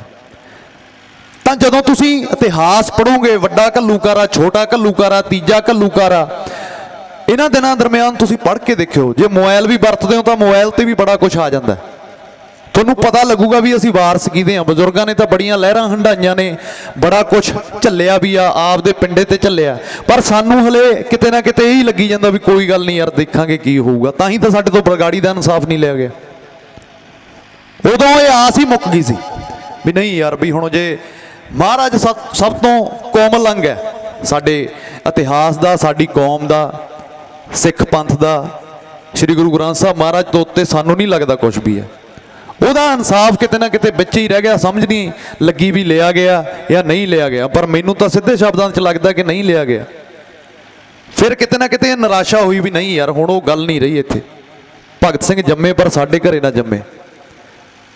ਪਰ ਫਿਰ ਜਿਹੜੀ ਇਹ ਕਿਸਾਨੀ ਲਹਿਰ ਖੜੀ ਹੋਈ ਹੈ ਅੱਜ, ਇੰਨਾ ਰੋਸ ਜ਼ਿਆਦੇ ਪੂਰੇ ਪੰਜਾਬ 'ਚ ਆਇਆ, ਐਡੇ ਐਡੇ ਇਕੱਠ ਨੇ ਜਿਹੜੇ ਉਹ ਸਾਰੇ ਪੰਜਾਬ 'ਚ ਨੇ, ਰੋਜ਼ ਨੇ, ਦਿਨ ਆਗੇ ਨੇ। ਸਾਡਾ ਕੰਮ ਸੀਗਾ ਕਿ ਜਵਾਨੀ ਨੂੰ ਲਾਮਬੰਦ ਕਰਨਾ, ਜਵਾਨੀ ਤੱਕ ਇਹ ਗੱਲ ਪਹੁੰਚਾਉਣੀ। ਬਾਈ ਨੇ ਕੱਲ ਕਿਹਾ ਕਿ 1 ਮਹੀਨਾ ਸਿਰਫ ਸਾਨੂੰ ਇਸੇ ਗੱਲ ਤੇ ਲੱਗ ਗਿਆ ਵੀ ਅਸੀਂ ਦੱਸ ਸਕੀਏ ਵੀ ਯਾਰ ਬਿੱਲ ਆ ਗਏ ਪੰਜਾਬ 'ਚ ਖੇਤਾਂ ਤੇ, ਇਹਨਾਂ ਨੇ ਖੇਤ ਲੈ ਜਾਣੇ ਨੇ ਲੁੱਟ ਕੇ। ਹੁਣ ਸਪੋਜ਼ ਕਰੋ ਵੀ ਅੱਜ ਅਸੀਂ ਧਰਨਿਆਂ ਤੇ ਬੈਠੇ ਆ ਇੱਥੇ, ਇਹ ਕਿੰਨਾ ਕੁ ਚਿਰ ਚੱਲਣਗੇ? ਪੁਲਿਸ ਨੂੰ ਜੇ ਉੱਤੋਂ ਆਰਡਰ ਆ ਗਿਆ 2 ਘੰਟੇ ਦਾ ਕੰਮ ਹੈ। ਕਰੋਨਾ 'ਚ ਤੁਸੀਂ ਸਾਰਿਆਂ ਨੇ ਦੇਖਿਆ ਹੀ ਆ। ਤੁਹਾਡੇ ਕੋਲ ਅਗਲਾ ਸਟੈਪ ਕੀ ਹੈ? ਫਿਰ ਆਪਾਂ ਕੀ ਕਰਾਂਗੇ? ਕੱਲ ਮੈਂ ਉੱਥੇ, ਵੈਸੇ ਤਾਂ ਸਾਰੇ ਬੁਲਾਰਿਆਂ ਨੇ ਇਹ ਗੱਲ ਕਹੀ ਆ, ਕੱਲ ਮੈਂ ਉੱਥੇ ਕਿਹਾ, ਪਰਸੋਂ ਮੈਂ ਹੁਸ਼ਿਆਰਪੁਰ ਗਿਆ ਹੋਇਆ ਸੀ ਕਿ ਯਾਰ ਜਦੋਂ ਇਹ ਨਹੀਂ ਹੈਗਾ ਵੀ ਇੱਥੇ ਜਸ ਬਾਜਵਾ ਆਇਆ ਜਾਂ ਕਬਰ ਗਰੇ ਵਾਲਾ ਆਇਆ ਜਾਂ ਲੱਖਾ ਆਇਆ ਬਸ ਉਹਨੂੰ ਸੁਣਨਾ ਤੇ ਉਦੋਂ ਬਾਅਦ ਆਪਦੇ ਘਰੋਂ ਘਰੀ ਬੈਠੇ ਦਰੀਆਂ ਤੇ ਫਿਰ ਬਜ਼ੁਰਗ ਹੀ ਰਹਿ ਗਏ। ਪਰਸੋਂ ਹੁਸ਼ਿਆਰਪੁਰ ਕਿਹਾ ਤੇ ਕੱਲ ਇੱਥੇ ਕਹਿ ਕੇ ਆਇਆ ਸਾਡੇ ਮੋਹਾਲੀ ਚੰਡੀਗੜ੍ਹ ਦੇ ਲਾਗੇ। ਉਸ ਗੱਲ ਦਾ ਯਾਰ ਕਿਤੇ ਨਾ ਕਿਤੇ ਅਸਰ ਜ਼ਰੂਰ ਹੁੰਦਾ। ਫਿਰ ਰਾਤ ਮੈਨੂੰ 9:30 ਵਜੇ ਫੋਨ ਆਇਆ ਕਿ ਬਾਈ ਜਦੋਂ ਤੁਸੀਂ ਬੋਲ ਕੇ ਗਏ ਹੋ ਸਾਰੇ ਭਰਾ, ਤੇ ਰਾਤ ਇੱਥੇ 25-30 ਮੁੰਡੇ ਆ ਗਏ ਵੀ ਬਾਪੂ ਅਸੀਂ ਹੁਣ ਡਿਊਟੀਆਂ ਦੇਵਾਂਗੇ, ਕੋਈ ਗੱਲ ਨਹੀਂ ਤੁਸੀਂ ਘਰੇ ਬੈਠੋ। ਮੈਂ ਤਾਂ ਐਡੇ ਇਕੱਠ ਚੋਂ ਜੇ 4 ਵੀਰਾਂ ਤੇ ਵੀ ਮੇਰੀ ਗੱਲ ਦਾ ਅਸਰ ਹੋ ਜਾਵੇ ਮੈਂ ਆਪਦੀ ਬਹੁਤ ਵੱਡੀ ਜਿੱਤ ਸਮਝੂੰਗਾ। 20-25 ਮੁੰਡੇ ਤਾਂ ਬਹੁਤ ਸੀ। ਹੁਣ ਜਿਹੜੇ ਆ ਗਏ ਉਹਨਾਂ ਨੇ ਮੁੜਨਾ ਨਹੀਂ ਹੈਗਾ। ਤੁਸੀਂ ਦੇਖਿਓ ਇੱਕ ਅੰਦਰੋਂ ਇੱਕ ਪ੍ਰਾਊਡ ਫੀਲ ਹੁੰਦਾ ਜਦੋਂ ਤੁਸੀਂ 2 ਦਿਨ ਇਹਨਾਂ ਧਰਨਿਆਂ 'ਚ ਨਾ ਇਕੱਠਾਂ 'ਚ ਆ ਕੇ ਬਹਿ ਗਏ ਨਾ, ਤੀਜਾ ਦਿਨ ਤੁਹਾਡਾ ਘਰੇ ਜਾਣ ਨੂੰ ਕਰਨਾ ਹੀ ਨਹੀਂ ਵੀ ਜਾਈਏ ਅਸੀਂ ਇੱਥੋਂ। ਆਪਾਂ ਗੱਲਾਂ ਸੁਣਦੇ ਆ ਨਾ ਵੀ ਐਮਰਜੈਂਸੀ ਲੱਗੀ ਸੀ, 47 ਹੋਈ ਸੀ, ਉਵੇਂ ਇਹ ਇਤਿਹਾਸ ਹੈ ਜਿਹੜਾ ਲਿਖਿਆ ਜਾ ਰਿਹਾ ਪੰਜਾਬ ਦਾ ਨਵਾਂ। ਹੁਣ ਜਦੋਂ ਸਾਡੀ ਸੰਗੀ ਤੇ ਪੈਰ ਧਰਤਾ ਅਸੀਂ ਉਦੋਂ ਉੱਠੇ ਆ, ਪਰ ਚੰਗੀ ਗੱਲ ਆ ਅਸੀਂ ਉੱਠ ਗਏ। ਹੁਣ ਅਸੀਂ ਲਹਿਰਾਂ 'ਚੋਂ ਬਹੁਤ ਲੀਡਰ ਨਿਕਲ ਕੇ ਆਉਂਦੇ ਨੇ, ਜੇ ਲਹਿਰ ਕੋਈ ਚੱਜ ਦਾ ਲੀਡਰ ਨਾ ਦੇਵੇ ਤਾਂ ਤੁਸੀਂ ਇਹ ਸਮਝ ਲਓ ਵੀ ਲਹਿਰ ਫੇਲ ਹੈ, ਉਹ ਲਹਿਰ ਕਾਮਯਾਬ ਨਹੀਂ ਹੈਗੀ। ਠੀਕ ਹੈ, ਮੈਂ ਮੰਨ ਲਿਆ ਅੱਜ 10 ਵਾਰੀ ਮੈਨੂੰ ਵੀ ਇੱਥੇ ਐਕਸਪਲੇਨ ਕਰਨਾ ਪੈਣਾ ਵੀ ਯਾਰ ਮੈਂ ਕਿਸੇ ਸਿਆਸਤ 'ਚ ਨਹੀਂ ਜਾਣਾ, ਮੈਂ ਕੋਈ ਸਿਆਸਤ ਨਹੀਂ ਕਰਨੀ, ਤੁਸੀਂ ਮੇਰੀ ਗੱਲ ਉਵੇਂ ਸੁਣ ਲਓ। ਪਰ ਜੇ ਮੈਂ ਸਿਆਸਤ ਕਰ ਵੀ ਲਊਂਗਾ ਤੇ ਫਿਰ ਮੈਂ ਡਾਊਟਡ ਹੋ ਜਾਊਂਗਾ। ਇਹ ਸਭ ਤੋਂ ਵੱਡਾ ਦਿਖਾਂਤ ਹੈ ਅੱਜ ਦਾ। ਆਪਾਂ ਭੰਡਦੇ ਆ, ਪਹਿਲੀ ਗਲਤੀ ਆਪਣੀ ਆ, ਦੂਜੀ ਗਲਤੀ ਅਗਲਿਆਂ ਦੀ ਆ। ਬਿੱਲੀ ਦੀ ਇੱਕ ਫਿਦਰਤ ਹੈ, ਜਿੱਥੇ ਉਹਨੂੰ ਭਾਂਡੇ 'ਚ ਪਿਆ ਦੁੱਧ ਮਿਲੂਗਾ ਉਹਨੇ ਮੂੰਹ ਪਾਉਣਾ ਹੀ ਪਾਉਣਾ। ਉਹ ਦੁੱਧ ਤੁਸੀਂ ਉਹਦੇ ਮੂਹਰੇ ਰੱਖਦੇ ਹੋ ਬਿਨਾਂ ਢੱਕਣ ਤੋਂ, ਕਿਉਂ? ਕਿਉਂਕਿ ਸਾਡੀ ਦੌੜ ਸਿਰਫ ਉੱਥੇ ਤੱਕ ਹੀ ਆ ਵੀ ਐਮਐਲਏ ਸਾਹਿਬ ਆ ਗਏ, ਐਮਐਲਏ ਸਾਹਿਬ ਨੇ ਥਾਣੇਦਾਰ ਨੂੰ ਫੋਨ ਕਰ ਦੇਣਾ ਪਿੰਡ 'ਚ ਸ਼ਰੀਕੇਬਾਜੀ ਆ, ਇਹਨਾਂ ਦੇ ਪਰਚਾ ਪਵਾ ਦੇਣਾ, ਸਾਡੇ ਭੋਗ ਤੇ ਜਾਂ ਸਾਡੇ ਅਸਲੇ ਦਾ ਲਾਇਸੈਂਸ। ਕਦੇ ਤੁਸੀਂ ਪੁੱਛਿਆ ਨਹੀਂ ਹੈਗਾ ਉਹਨੂੰ ਵੀ ਜਿਹੜੀ ਸਾਡੇ ਪਿੰਡ ਨੂੰ ਸੜਕ ਆਉਂਦੀ ਹੈ ਤੂੰ ਕਦੋਂ ਬਣਾਏਗਾ? ਤਾਂ ਕਰਕੇ ਕੰਡੇ ਨੇ ਜਿਹੜੇ ਆਪਣੀ ਬੀਜੇ ਹੋਏ ਨੇ। ਉਹ ਤਾਂ ਜੋ ਰਵਾਇਤੀ ਪਾਰਟੀਆਂ ਕਰ ਰਹੀਆਂ ਨੇ ਉਹ ਤਾਂ ਕਰ ਹੀ ਰਹੀਆਂ ਨੇ। ਮੈਂ ਕੋਈ ਇੱਥੇ ਕਿਸੇ ਦਾ ਪ੍ਰਚਾਰ ਨਹੀਂ ਕਰਨਾ ਆ, ਨਾ ਮੈਂ ਕੋਈ ਪਾਰਟੀ ਬਣਾਉਣੀ ਆ। ਪਰ ਤੁਸੀਂ 5-5 ਪਿੰਡਾਂ ਦੀ ਪਹਿਲਾਂ ਜਿਵੇਂ ਪੰਚਾਇਤ ਹੁੰਦੀ ਸੀ, 5 ਪਿੰਡਾਂ ਦਾ ਇੱਕ ਸਰਪੰਚ ਹੁੰਦਾ ਸੀ, ਤੁਸੀਂ ਕੋਈ ਐਸੀਆਂ ਜਥੇਬੰਦੀਆਂ ਬਣਾਓ ਜਿਨ੍ਹਾਂ ਦਾ ਕੋਈ ਐਸਾ ਨਾਂ ਰੱਖੋ ਜਿਹੜੀਆਂ ਜਾ ਕੇ ਆਪਣੇ ਹਲਕੇ ਦੇ ਐਮਐਲਏ ਤੇ ਜਾਂ ਐਮਪੀ ਤੇ ਉਹਨੂੰ ਸਵਾਲ ਕਰ ਸਕਣ, ਉਹਦੇ ਤੋਂ ਰਿਪੋਰਟ ਕਾਰਡ ਲੈ ਸਕਣ ਵੀ ਤੂੰ ਇਹਨਾਂ ਦਿਨਾਂ ਦਰਮਿਆਨ ਸਾਲ 'ਚ ਕੀਤਾ ਕੀ ਹੈ। ਆਪਾਂ ਤਾਂ ਜਾ ਕੇ ਗੋਲ ਹੋ ਜਾਂਦੇ ਆ। ਐਮਐਲਏ ਸਾਹਿਬ ਜੇ ਇੱਥੇ ਖੜਾ ਤਾਂ ਆਪਾਂ ਐ ਗਰਦਨ ਐ ਹੁੰਦੀ ਆ, ਆਪਣੀ ਗਰਦਨ ਐ ਅੱਖ ਚੱਕ ਨਹੀਂ ਪਾਉਂਦੇ ਚੱਕ ਕੇ, ਤਾਂ ਨੂੰ ਵੀ ਪਤਾ ਨਹੀਂ ਕੀ ਗੋਲੀ ਮਾਰ ਦੂਗਾ। ਫਿਰ ਆਪਾਂ ਕਿਹੜੇ ਇਨਸਾਫ ਦੀ ਗੱਲ ਕਰਦੇ ਆ? ਅੱਜ ਸੈਂਟਰ ਦੀ ਸਰਕਾਰ ਨੇ ਤਾਂ ਇਹ ਬਿੱਲ ਸਾਡੇ ਤੇ ਤਾਂ ਲਾਗੂ ਕੀਤੇ ਨੇ ਜੇ ਸਾਡੇ ਇਹਨਾਂ ਬੰਦਿਆਂ ਦੀ ਸਹਿਮਤੀ ਆ ਜਿਹੜੀਆਂ ਇੱਥੇ ਸਰਕਾਰਾਂ ਨੇ। ਅੱਜ ਜੇ ਕੋਈ ਮਤੇ ਪਾਏ ਗਏ ਨੇ, ਚਲੋ ਅਸੀਂ ਸ਼ਲਾਘਾ ਕਰਦੇ ਹਾਂ ਇਸ ਗੱਲ ਦੀ ਵੀ ਮਤੇ ਪਾਏ ਨੇ, ਪਰ ਉਹ ਪਾਏ ਜਥੇਬੰਦੀਆਂ ਦੀ ਪ੍ਰੈਸ਼ਰ ਤੋਂ ਬਾਅਦ ਹੀ ਨੇ, ਜਦੋਂ ਤੁਸੀਂ ਉੱਠ ਕੇ ਘਰਾਂ ਚੋਂ ਬਾਹਰ ਆਏ ਹੋ। ਅੱਜ ਕਿਉਂ ਨਹੀਂ ਤੁਸੀਂ ਕਿਸੇ ਆਗੂਆਂ ਨੂੰ ਆਪਣੇ ਮੰਚ ਤੋਂ ਬੋਲਣ ਦਿੰਦੇ? ਕਿਉਂਕਿ ਤੁਹਾਨੂੰ ਇੱਕ ਰੋਸ ਹੈ, ਇੱਕ ਦਰਦ ਹੈ ਤੁਹਾਡੇ ਦਿਲ 'ਚ ਵੀ ਯਾਰ ਇਹਨਾਂ ਨੇ ਲੁੱਟ ਕੇ ਖਾ ਲਿਆ ਪੰਜਾਬ ਨੂੰ। ਦੇਖੋ ਅੱਜ ਤੱਕ ਆਹੀ ਬੰਦਾ ਜਿਹੜਾ ਇਸ ਮੰਚ ਤੇ ਖੜਾ ਹੈ, ਸਪੀਚ ਕਰ ਰਿਹਾ, ਗੱਲਾਂ ਕਰ ਰਿਹਾ, ਉਹ ਬੜਾ ਚੰਗਾ ਹੈ। ਜਿਵੇਂ ਬਾਈ ਨੇ ਕਿਹਾ, ਤਸਿਰਾ ਬਹੁਤ ਬਾਈ, ਤੂੰ ਰੋਲ ਮਾਡਲ ਹੈ। ਇਹੀ ਬੰਦਾ ਕੱਲ ਨੂੰ ਆ ਕੇ ਤੁਹਾਡੇ ਹਲਕੇ 'ਚ ਇਲੈਕਸ਼ਨ 'ਚ ਖੜ ਜੂਗਾ ਤੇ ਤੁਸੀਂ ਜ਼ਮਾਨਤ ਜ਼ਬਤ ਕਰਵਾ ਦੋਗੇ ਇਹਦੀ। ਹਰੇਕ ਵਾਰੀ ਇਦਾਂ ਹੀ ਹੁੰਦਾ। ਰਵਾਇਤੀ ਪਾਰਟੀਆਂ ਦੇ ਬੰਦੇ ਖੜਦੇ ਨੇ ਆ ਕੇ, ਹਰ ਇੱਕ ਹਲਕੇ 'ਚ ਇੱਕ ਐਸਾ ਬੰਦਾ ਆਉਂਦਾ ਜਿਹੜਾ ਕਾਮਰੇਡ ਹੁੰਦਾ ਜਾਂ ਕੋਈ ਬੁੱਧੀਜੀਵੀ ਹੁੰਦਾ ਜਾਂ ਕੋਈ ਸੋਸ਼ਲ ਵਰਕਰ ਹੁੰਦਾ, ਉਹ ਬੜਾ ਰੌਲਾ ਪਾਉਂਦਾ। ਉਹਦੇ ਕੋਲ ਅੰਕੜੇ ਹੁੰਦੇ ਨੇ ਐਡੇ ਐਡੇ, ਉਹ ਕੱਚੇ ਚੱਠੇ ਕੱਢ ਕੇ ਲਿਆ ਕੇ ਮੂਹਰੇ ਰੱਖ ਦਿੰਦਾ ਵੀ ਪਿਛਲੀ ਵਾਰੀ ਆ ਐਮਐਲਏ ਨੇ ਇੱਥੋਂ ਇੰਨੇ ਪੈਸੇ ਖਾ ਲਏ, ਐਮਪੀ ਕੋਲੇ ਇੰਨੇ ਫੰਡ ਆਏ ਸੀ। ਪਰ ਤੁਸੀਂ ਇੰਨਾ ਉਹਦਾ ਮਾਣ ਸਤਿਕਾਰ ਕਰਦੇ ਹੋ, ਉਹਦੀ ਜ਼ਮਾਨਤ ਜ਼ਬਤ ਕਰਵਾ ਦਿੰਦੇ ਹੋ। ਫਿਰ ਬੰਦਾ ਕਿਉਂ ਯਾਰ ਅੱਗੇ ਆਊਗਾ? ਸਾਡੀ ਗਲਤੀ ਤਾਂ ਸਾਡੀ ਹੈ ਨਾ ਕਿਤੇ ਨਾ ਕਿਤੇ। ਪਹਿਲ ਆਪਾਂ ਸਰਕਾਰਾਂ ਬਣੀਆਂ ਨੇ ਤਾਂ ਬਣਾਈਆਂ ਕਿਹਨਾਂ ਨੇ? ਆਪਾਂ ਹੀ ਬਣਾਈਆਂ ਨੇ। ਪਰ ਹੁਣ ਮੈਨੂੰ ਲੱਗਦਾ ਵੀ ਪੰਜਾਬ ਉਸ ਮੁਕਾਮ ਤੇ ਆ ਗਿਆ ਵੀ ਇਹ ਵੈਂਟੀਲੇਟਰ ਤੇ ਲੱਗਿਆ ਪਿਆ।